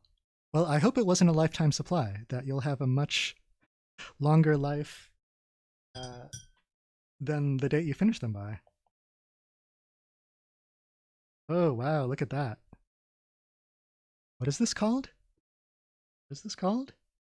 Turquoise Green Deep. Great color. Wow. This stream is like a real treat for me because I keep getting like all these nice surprises. Okay. I'm sort of putting an intense color along the back.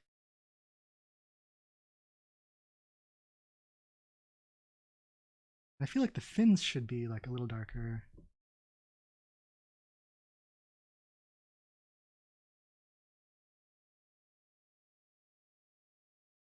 Let me just sort of like bring this down to the eel body. Like I've got like a water-soaked brush and I'm sort of like pulling it away from pigment I already put on the page. Okay.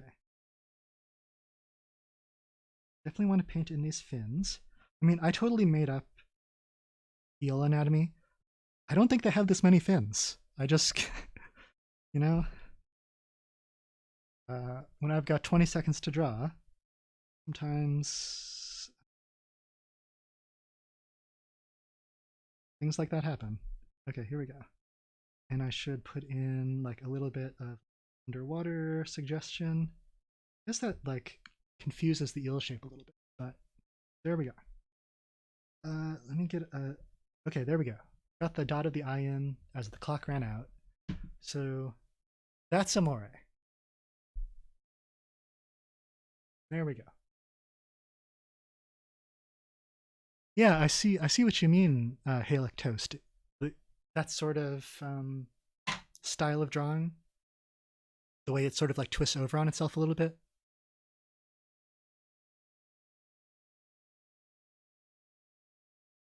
Okay, so let's keep moving. Number 16 out of 48. My God. Okay, we did turquoise green deep. Next is ultramarine. Okay. Which is this guy.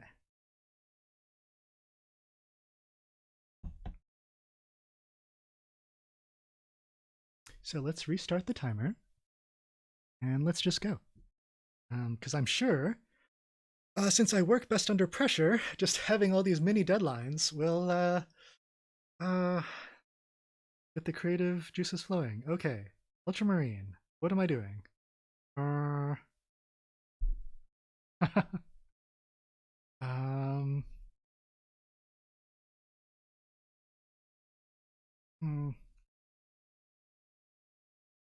Okay, what's blue? What's blue? Why don't I draw like? I'm gonna draw like a pheasant, even though no, they're not. They're not ultramarine at all. Isn't it's gonna be sort of greenish, isn't it? Ultramarine. What kind of blue is that? Oh, mermaid? Okay. Let's see if I can do that. I was about to draw like reverse mermaid, like human legs, fish top half. All right, let's go. Maybe I'll. That might be too cute. Let me just do traditional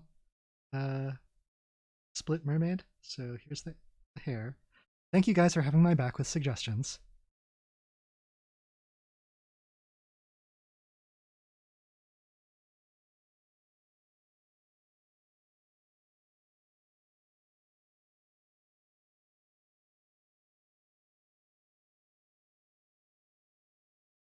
There's the like seashell bra. Am I on camera?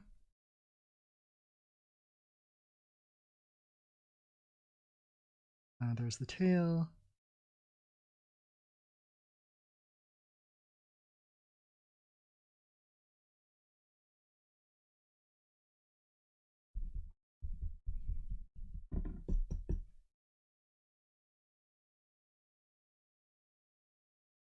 There's the other side of the bra.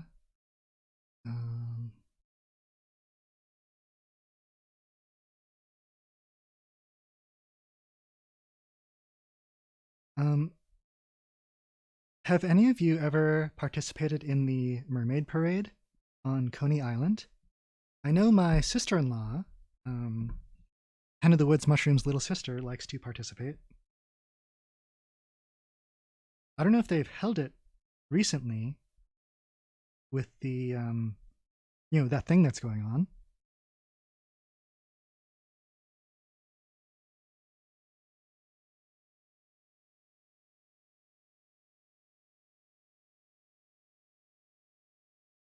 I feel like it's in Coney Island. People kind of dress up in nautical, like fantastic, like nautical theme, like not exactly cosplays, but I mean basically, they dress as like different undersea mer people, different sea life, and maybe there's some.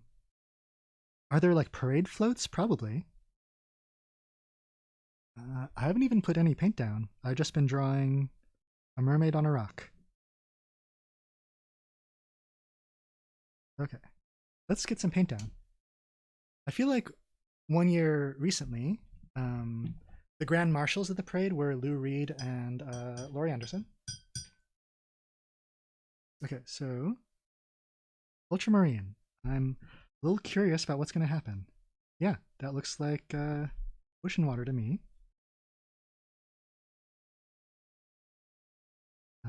I can use it like to put some different like craggy surfaces on this rock. I get a little more intense again. Did I grab the wrong color? No, that's right. Is it? No, this is ultramarine. I think I grabbed the wrong color. Okay. I'm just going to go over these. I must have picked up this, but we're all right. 40 seconds. Let's put in a bunch of scales. Really have to speed paint this because I got so caught up in drawing.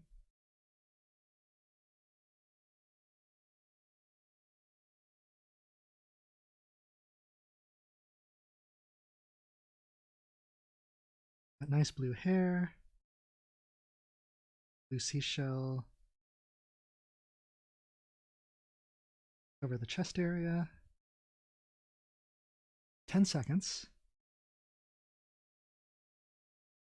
Okay, good. Shadow under here, and I think that's time. Water spraying. Okay. Right. That's number 16. Thank you for the suggestion.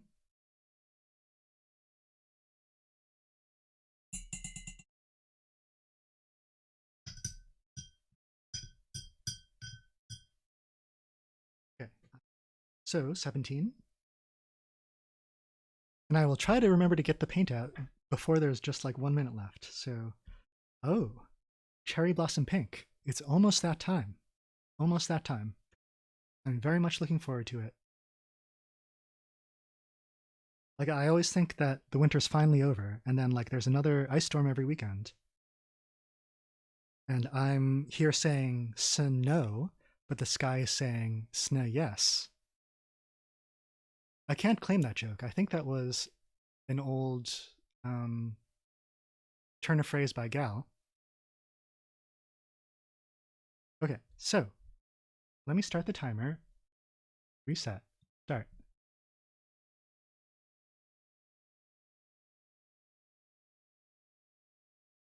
Wait, the cherry blossoms are going already?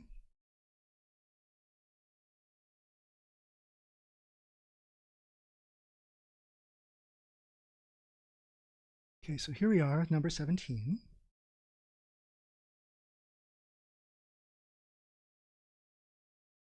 Now this is like very appropriate for tonight's anime club.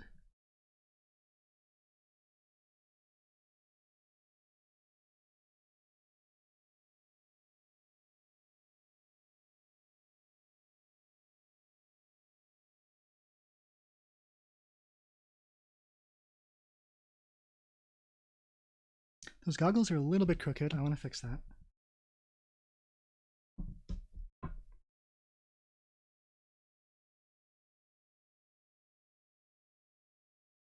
How much time do I have? Okay, doing great. Only 1 minute gone by so far.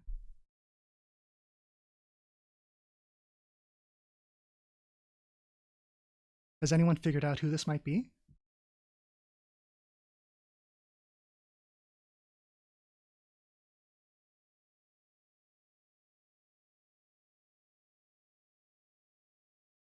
Got like a little scarf.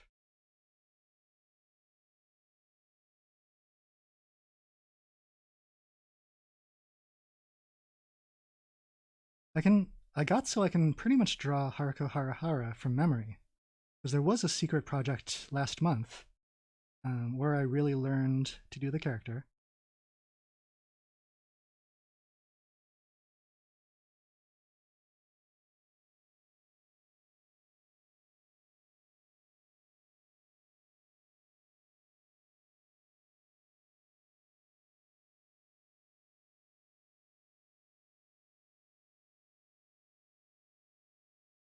Yeah, there she is. Okay. All right, let me get out my...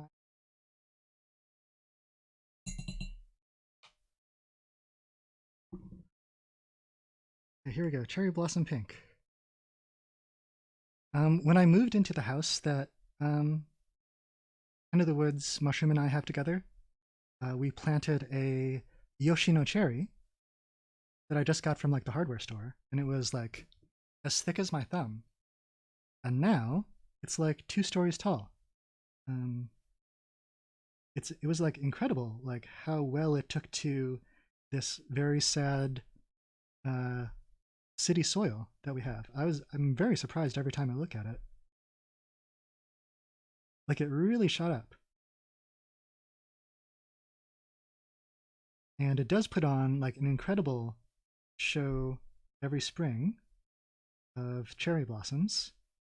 The first spring, it might have made like 1 or 2 flowers total, but each year, as its branches reach out further, it definitely like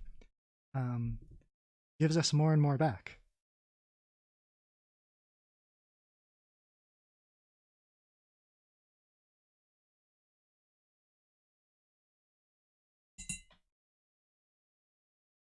This is way more intense up here, so I need to add more pink on this hair.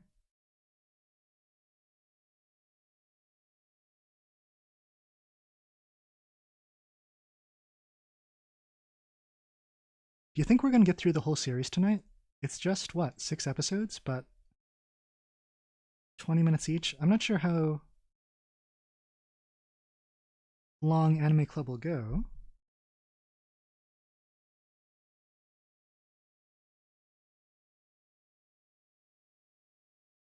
Okay, I've got 44 seconds.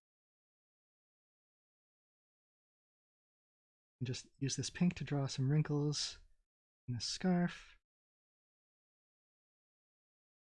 Okay,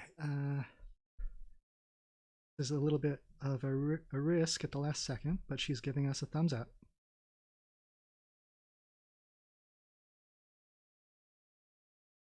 And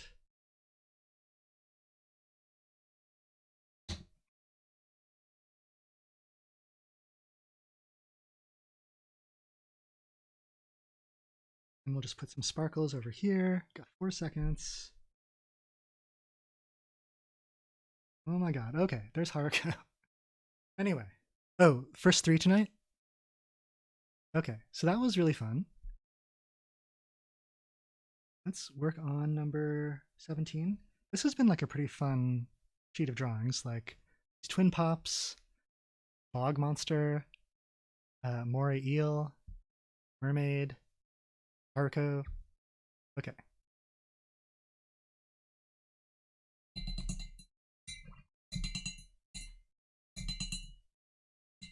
Okay, so what's up next? Oh, black. What will I paint with that? Number 18. I feel like I remember taking like painting classes in school, and our painting teacher kind of always getting on our case to not ever use the black paint, because according to her, using your eyes looking at things, there's no like true black like in nature. And I mean, she's kind of right.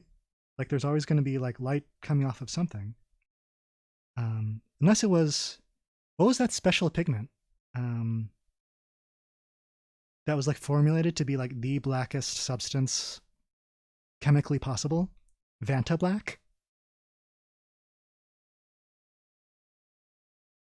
And then there was also like a deep like artist rivalry with it, where artist Anish Kapoor was like legally forbidden by its creator from ever buying Vanta black. It is, I suppose it is kind of dumb, but like, and if you were ever going to like go purchase this pigment, you would have to sign a contract that says, I am not Anish Kapoor, nor am I a representative of Anish Kapoor. But then they also made like Vanta pink, didn't they? Like this color, but like the like intensity of like 1,000 burning Harukos.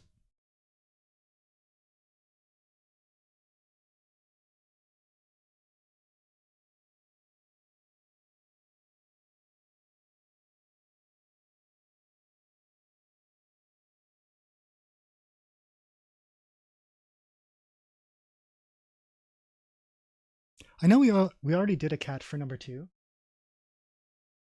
but this, what we're doing now is like pretty different in spirit.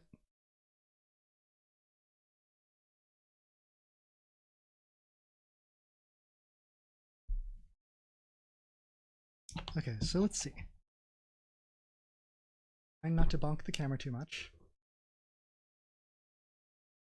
Well, I need to get going. Wait, did I never start the timer? Or did I run out? Guys, did you see time ticking down? I'm going to give myself 2 minutes. Okay. I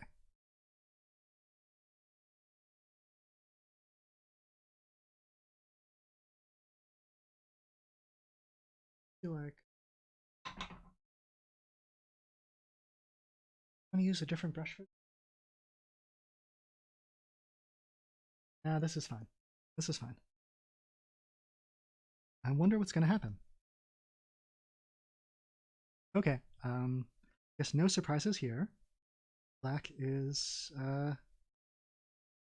labeled truthfully. But I'm a little curious, like as you use it, as you dilute it, like what sort of grays will it give you?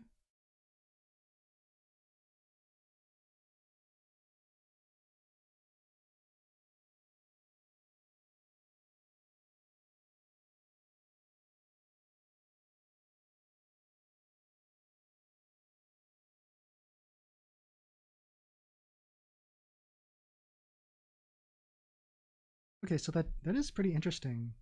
Like, I do like it when it's diluted pretty far. Like I could see using this. Let's pick up some more pigment.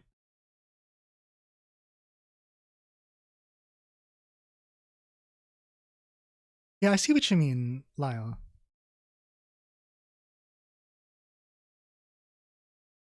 Oof. Okay.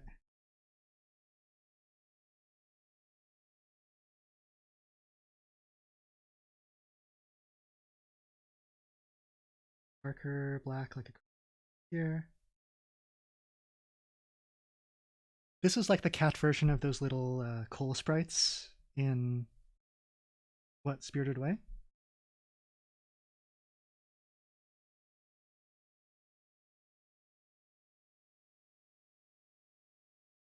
That hang out like in the furnace room with what's his name? Kamaji?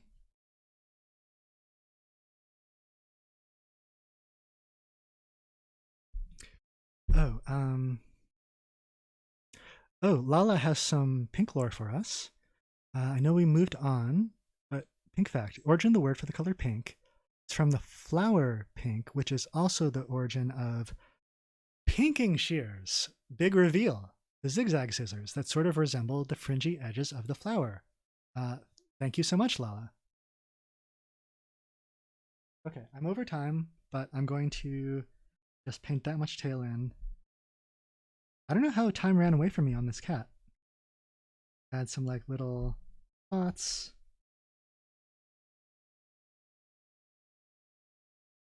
Okay.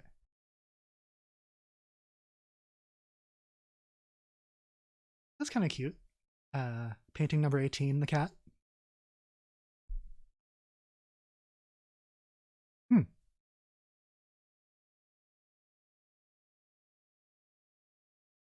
All right, let's see. Moving on, painting 19.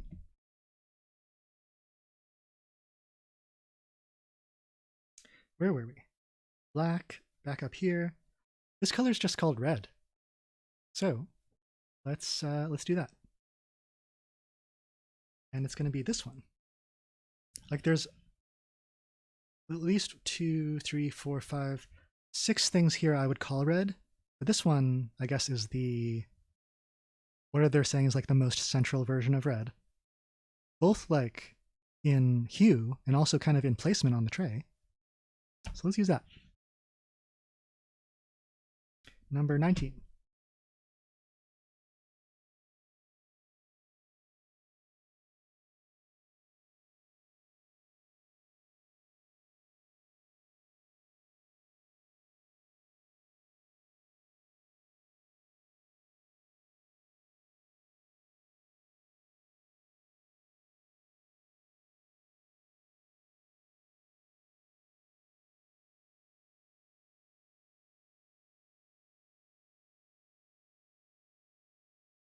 And I'm just drawing like the reddest thing I can think of.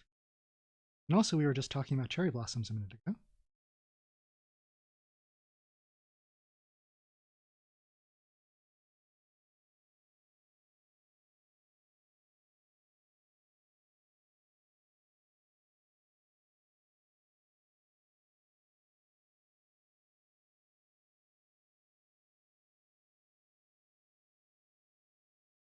And God, I'm being like a little bit lax on this timer. I'll give myself 3 minutes 30 on here.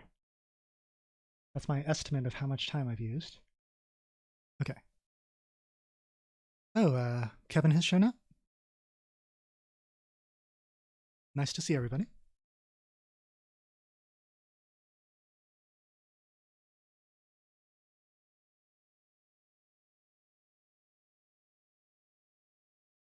And I'll have this sort of like bisected. And then there's like a pit here. And then here's the outside part. And then the other half is over here. And then this is the crater where the pit is missing since it went over to this side. Okay.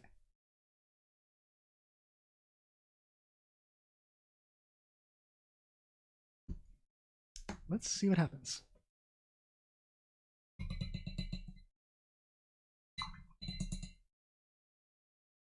Oh man, look at that little Kevin go. I just noticed the GIF in the chat. Okay.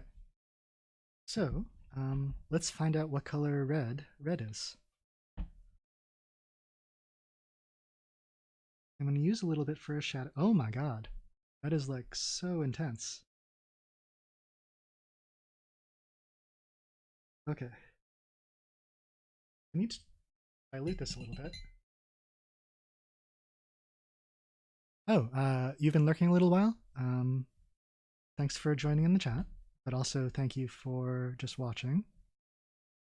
I know, like, I don't always feel super social when I'm watching, but it's, I do appreciate people picking up or, you know, watching at your own pace.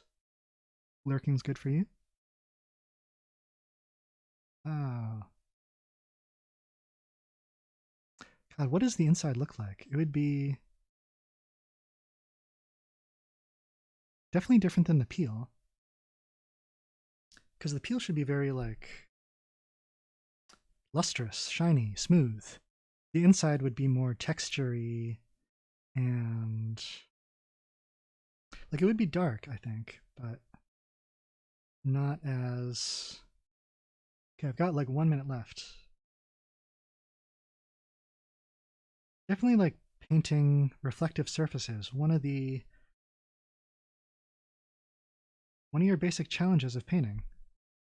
Oh man.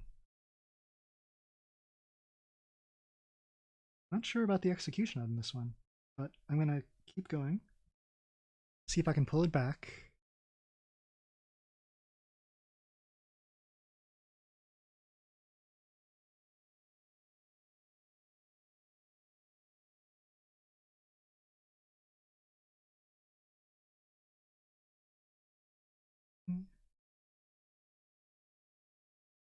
Oh my god, 13 seconds left.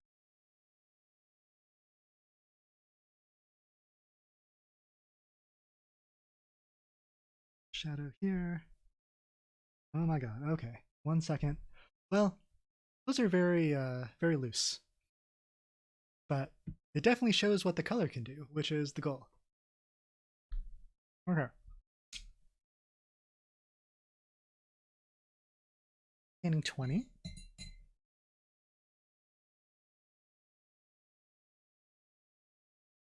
Right here next to Haruko, we'll have...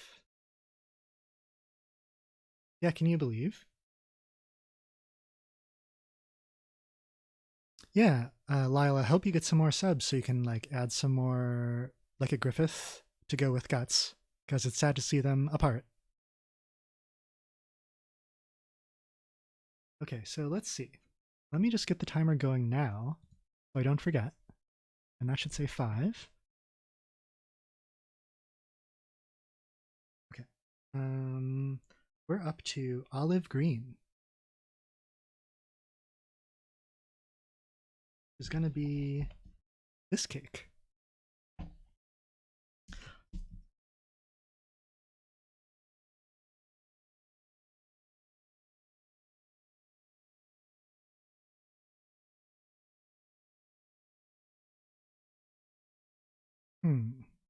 I was going to draw a refrigerator, but that's not like a very interesting shape. That's just like a box.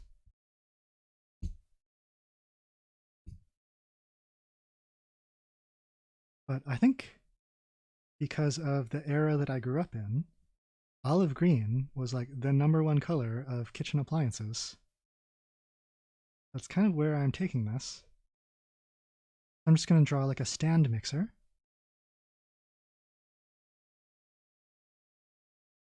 Oh, this is your favorite color.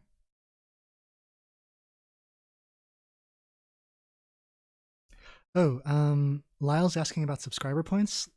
Yeah, I think it's like tier 1 subs give you 1 point, and tier 2 and 3 subs give you, I don't remember the exact numbers, but it's more than 1.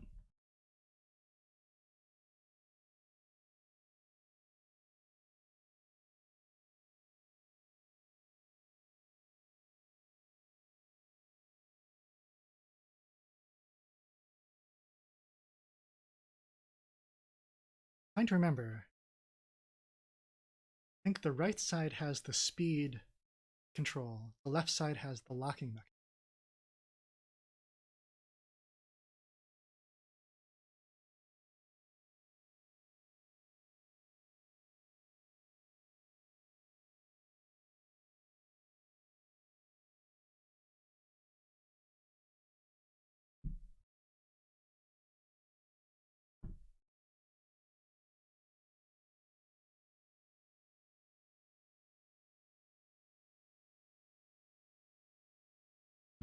So that there's like a stand mixer, and let's draw some sort of like bakeware. Like this would be a heat-resistant glass top, and then right, you could have a shape like that underneath.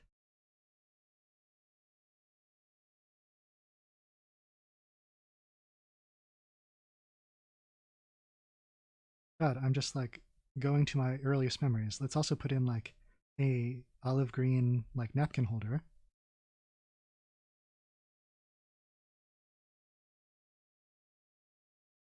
Okay. Oh man, I gotta start painting in. So let me see. Where is?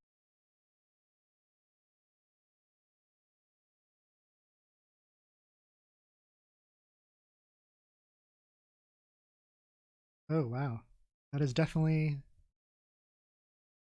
the color of my youth.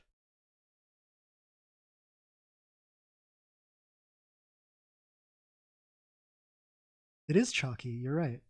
Thanks for the warning, Lala. Like it does have like definite grit to it. Not as smooth as like this red was.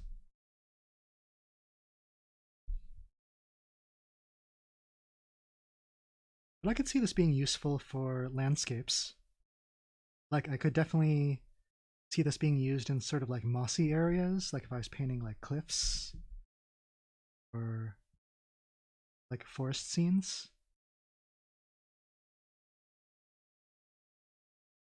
Anyway, I've got 40 seconds left.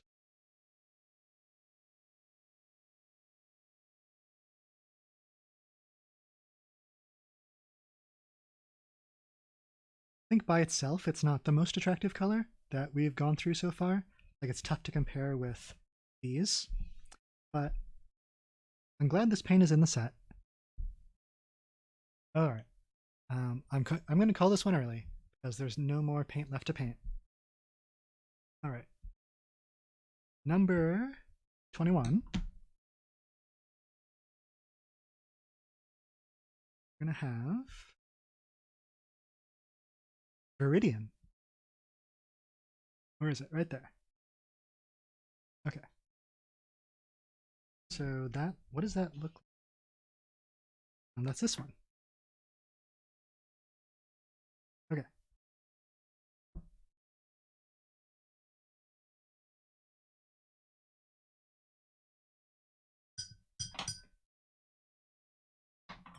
Oh, yikes lives for olive green. How does this color intersect with your life? Is it through kitchen appliance or is it through Oh my god. That pun was so subtle that it just like totally went under my radar, and I just believed that Yikes lived for that color. Oh right. Ugh. Okay.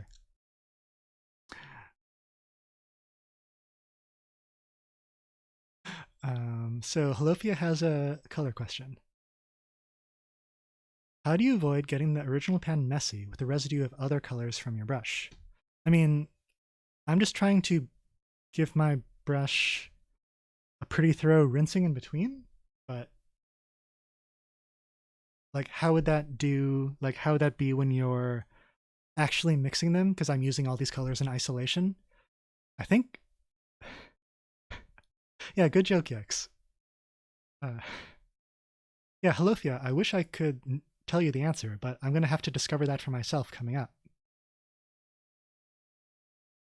Okay, so coming up next is Viridian, which is this guy, right? Okay.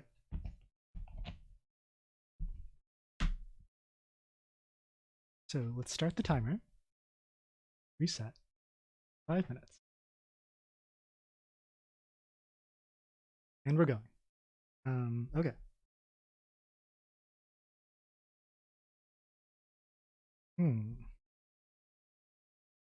Paint like... It's hard to know. It's hard to know what to paint before I really understand what the color is going to be.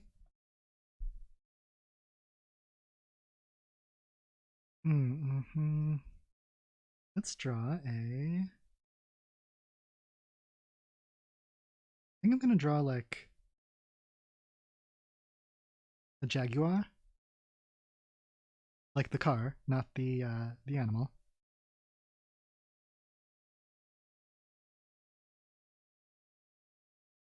See if I can even draw a car. Headlight. Am I on screen? Their headlight. I feel like their grills are sort of like an oval shape, maybe?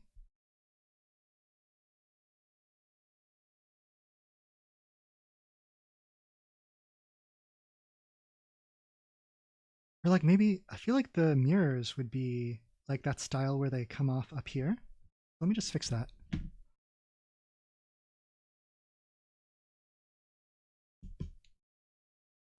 In fact, let me just start this all over, because I just want to turn it the other way. I'm not sure why. That was just like an impulse.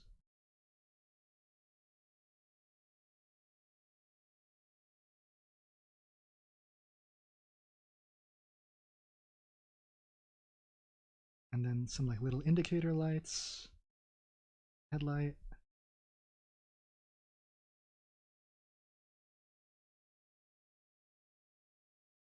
Okay, the front fender. I'm kind of running into my painting time. Let's see, this is a convertible.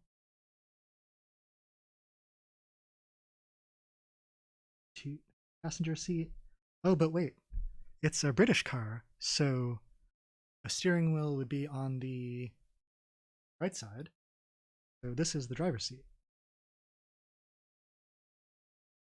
Put the mirror there.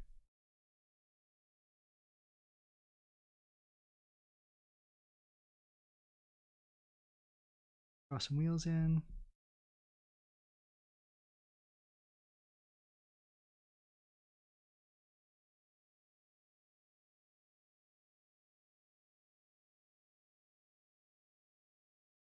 Door. Okay, and there's some exhaust coming out, so we know that it's moving. Driving down the countryside, mountains, grass, railing, rocks. Okay, I need to get painting. Okay, here we go. Brush.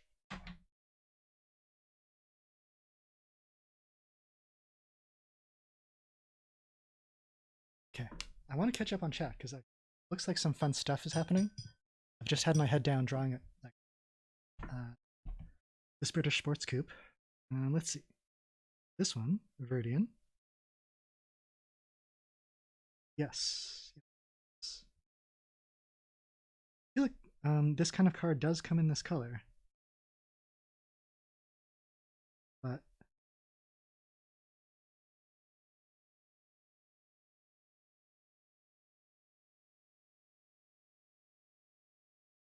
let's see. But if I say too much, would I be in danger of being known as a car guy? I think I would need to like understand a lot more than I currently do.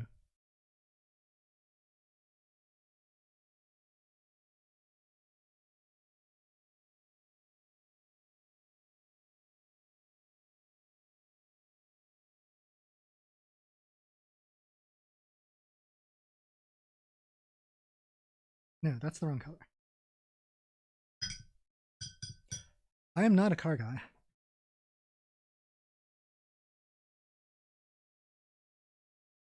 If anything, I am like a bike or like motorcycle guy, but even those days have passed.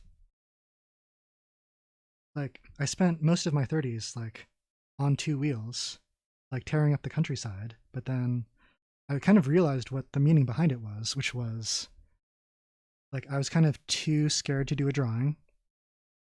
And so I was out there just like risking my neck doing that. So I said, James, this is crazy. Better to risk drawing a picture of an appliance than to hurt yourself out here. Anyway, that's the like short version of that story. All right, I'm over time, but there's the car. I do not aspire to be a car guy.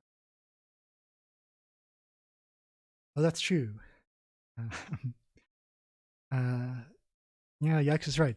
Gas is up due to the thing going on. Okay, so that's number 21. Let's go to number 22.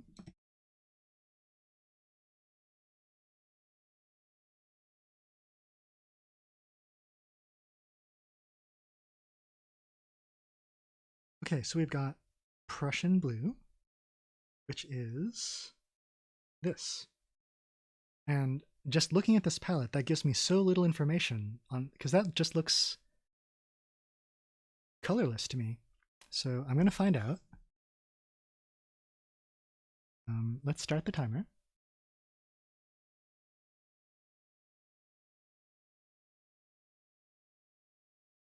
Oh, a guy who is a car, like Turbo Teen. Like there was a popular animated series about a crime-solving youth who would himself transmogrify into car form. I don't know. I want to move away from automotive subjects. Let's do something much nicer. Prussian Blue.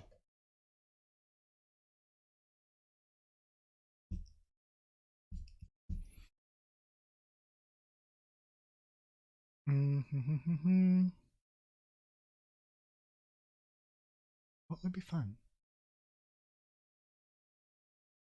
Well, since I don't really know what sort of blue it's going to be, I'm just going to draw a person in like winter wear, since I know I might be able to use the blue in that context. Here's a person. And they're just like super bundled up.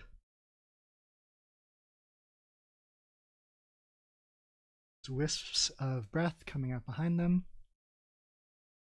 And I think the way things that have been going, I'm going to, when I get to 24, I'm probably going to call it, just to like neatly split this into halves.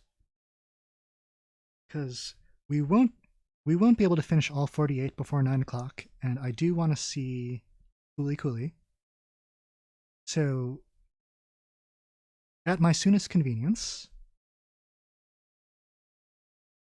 maybe tomorrow, maybe Saturday. I'll have to check the calendar. But I'll get back on and do the second half.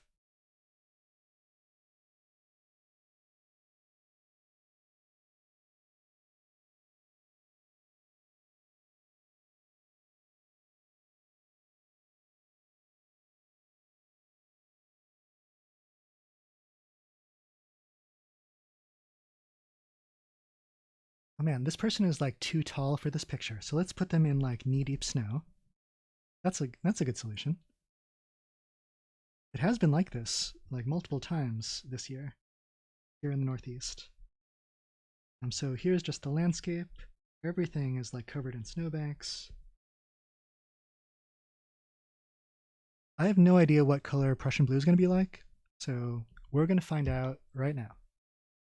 Did my camera get like much darker?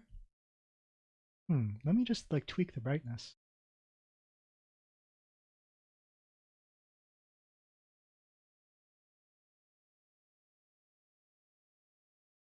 Because that looks really dim on my Streamlabs.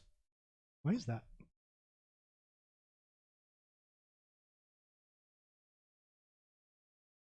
Let me just like reset my image settings. Turn up my saturation. Whoa. Turn up my brightness.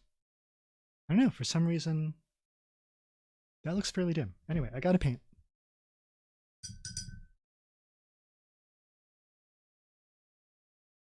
Yeah, I feel like it's trying to help me, but is doing the other thing. Oh wow, look at that blue.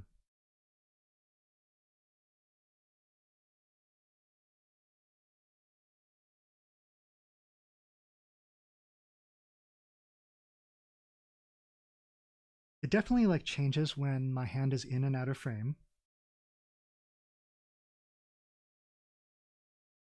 I have to keep my hand in frame.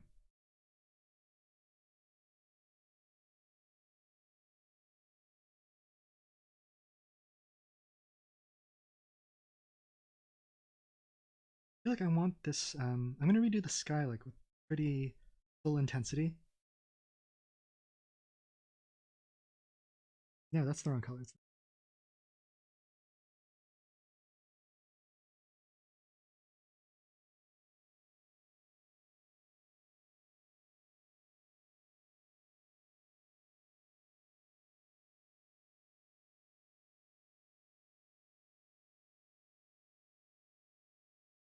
I've got 9 seconds.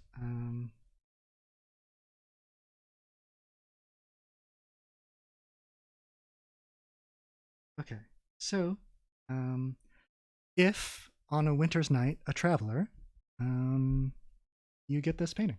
Okay, here we go. That's 22, so we've got 2 left. Let's see what we've got. We'll have rose beige, and then it might be kind of anticlimactic because we're going to end on gray. All right, well, let's do what we can with rose beige.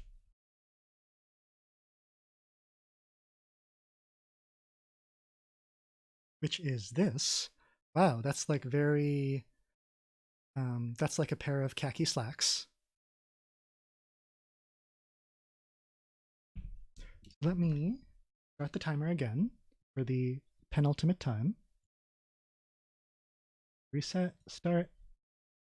Okay, it's going.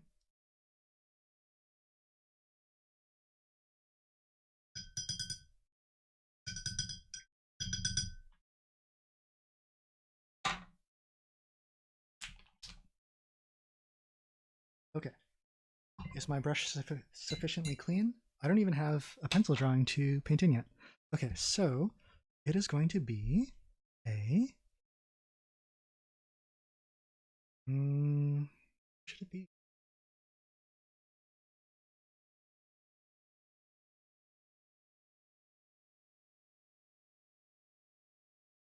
Maybe like a desert lizard, I think. Like the kind of like frilly kind. And this is without reference, so it's just like fairly made up. Like, would this ever appear in a nature film, or am I pulling it out of like having seen Jurassic Park as a child? Or is it like a Final Fantasy enemy? And don't they run on their hind legs, right? So I'm going to put his little hands up. Oh wait, you can't even see what I'm doing. Like they run, don't they?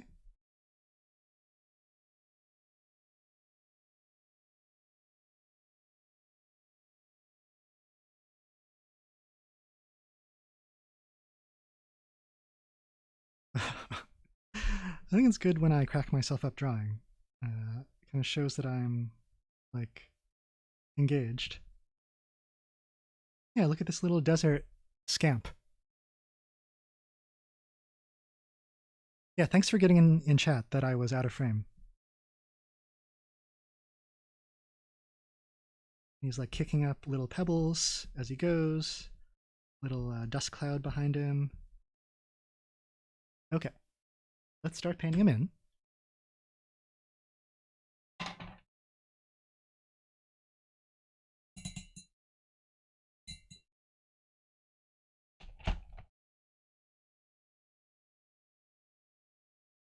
So I'm just like picking this up.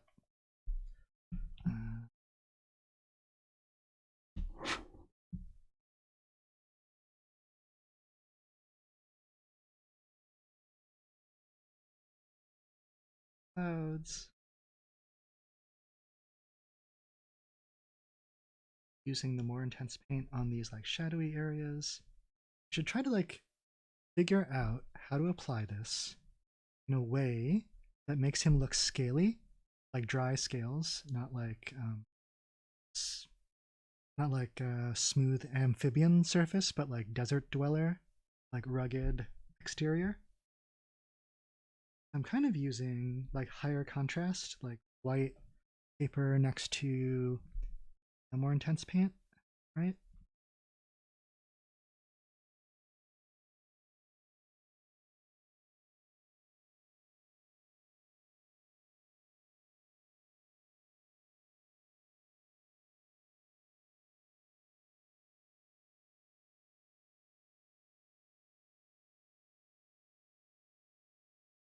Definitely want like sort of a base color, and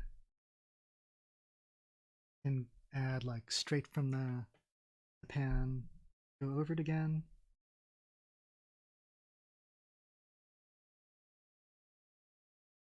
Like I want you guys to feel like if you could like pick this little guy up. I mean, if you could catch him, right? You have to do that first. If you were to like hold him in your hands, like how like rough he would be. That's just like what I'm trying to get across with these marks.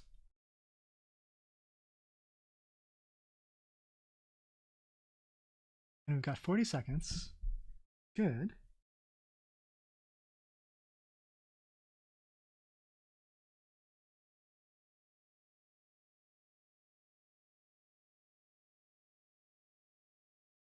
I don't know. I feel like this guy might be done. But I could just finish ahead of time. Imagine. Okay, so there's painting number 23. And now we are at our final painting. Yeah, we are splitting this into two halves. So 24 is the last one for now. I mean, I'm eager. I want to know what happens with the rest of these paints, so I personally don't want to wait too long for the next stream. I hope you'll come back. The last one for today, I think we said was gray. So let's start our timer.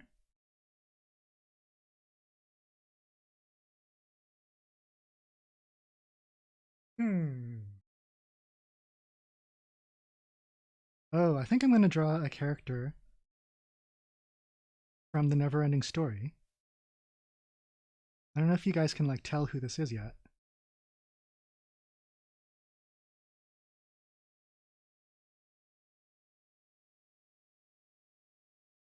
Yeah, it's the rock biter. Like I think Atreyu sees like a big cliff face, like a big side of a mountain, and then like, oh my god, thanks to the Jim Henson Creature Shop, there's like a guy.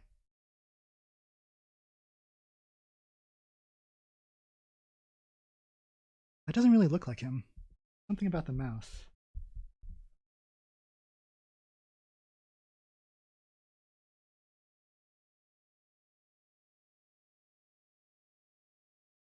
And it's definitely like, this guy is like very moving. Because he's like clearly an adult. Like the rockbiter's not like, is not childlike at all. But it's, he's just as beset by the nothing as anybody else. So it is like a moment of like realizing or like witnessing an adult like not know what to do, which for a little guy is like a lot to process. Let me just like bend his eyebrows up a little bit. Here's some rocks he's biting.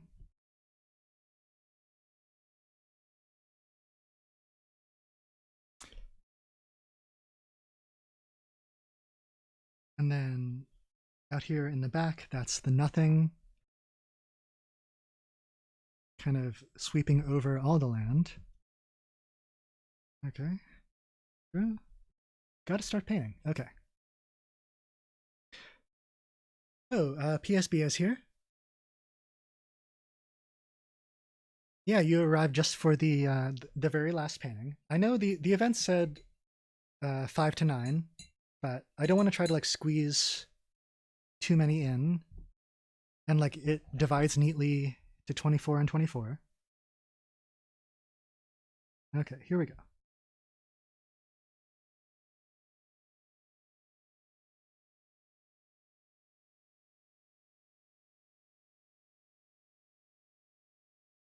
Oh man, like his dialogue is like so moving. I need to like watch this movie again. I mean, I think growing up it was just like on, like it would either be on the local station or you'd go to a friend's house and they'd be watching it. So it's just like part of my history. But like his dialogue is like, these hands, they look like good strong hands, don't they? Because like his like way of approaching things has always worked up until now, but they're all sort of like faced with this kind of existential threat, and it's too much for everybody. It's kind of like a heavy note to end stream on. This was kind of what came to mind for this color. It's definitely like pretty. Yeah, Lyle, you got it. This color is like really nice to use, like depending on how thickly you apply it. Like it does get sort of like not gritty, it gets like kind of the opposite. It's like very like sort of creamy to put on. It's like nice. Okay, I've got 45 seconds.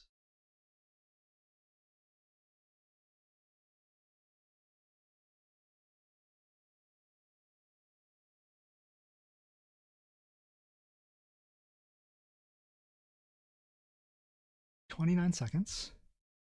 Oh, don't, oh my god, don't think about Artax in the swamp. It's too sad. Yeah, that movie has such amazing imagery.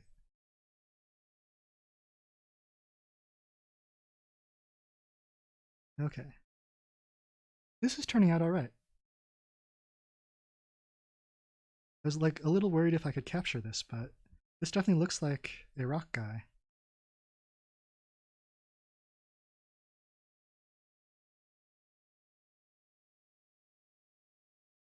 We're at 0 seconds. Okay.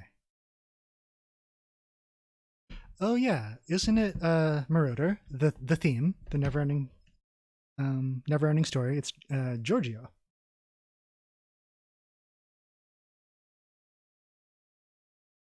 God, if I knew it better, I wish I could sing us out with it, but I think that's not going to happen this time, guys. So I feel like since not everyone here is at the start, I should review the 24 that we've done. Thank you, Sparkle. We're just going to go through these.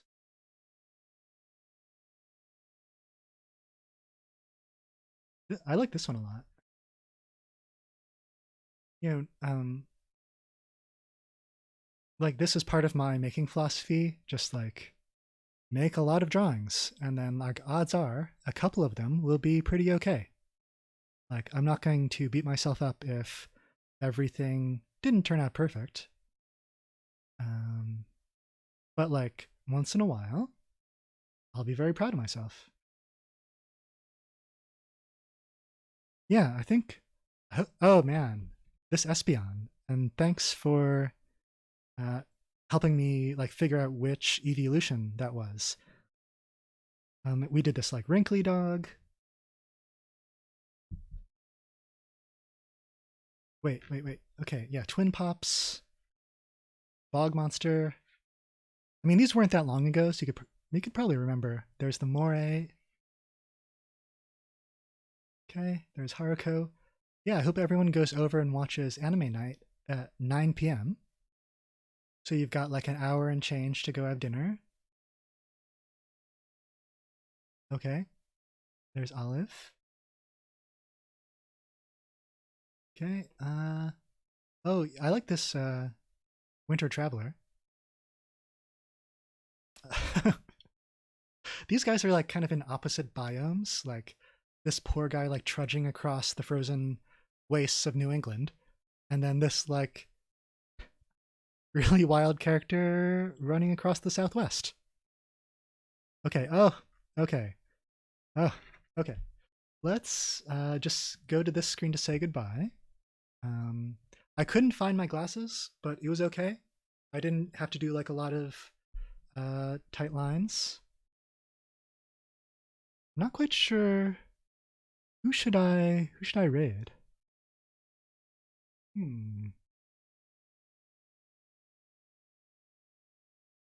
Does anybody out there have a raid suggestion? Because I'm looking in my following tab and I need to follow more people is the thing.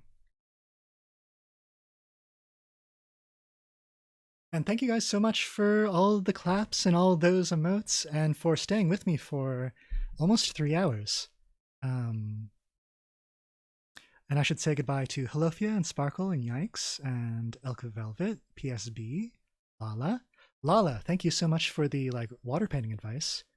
Kevin, thanks for chatting. Am I missing anybody? Anyway.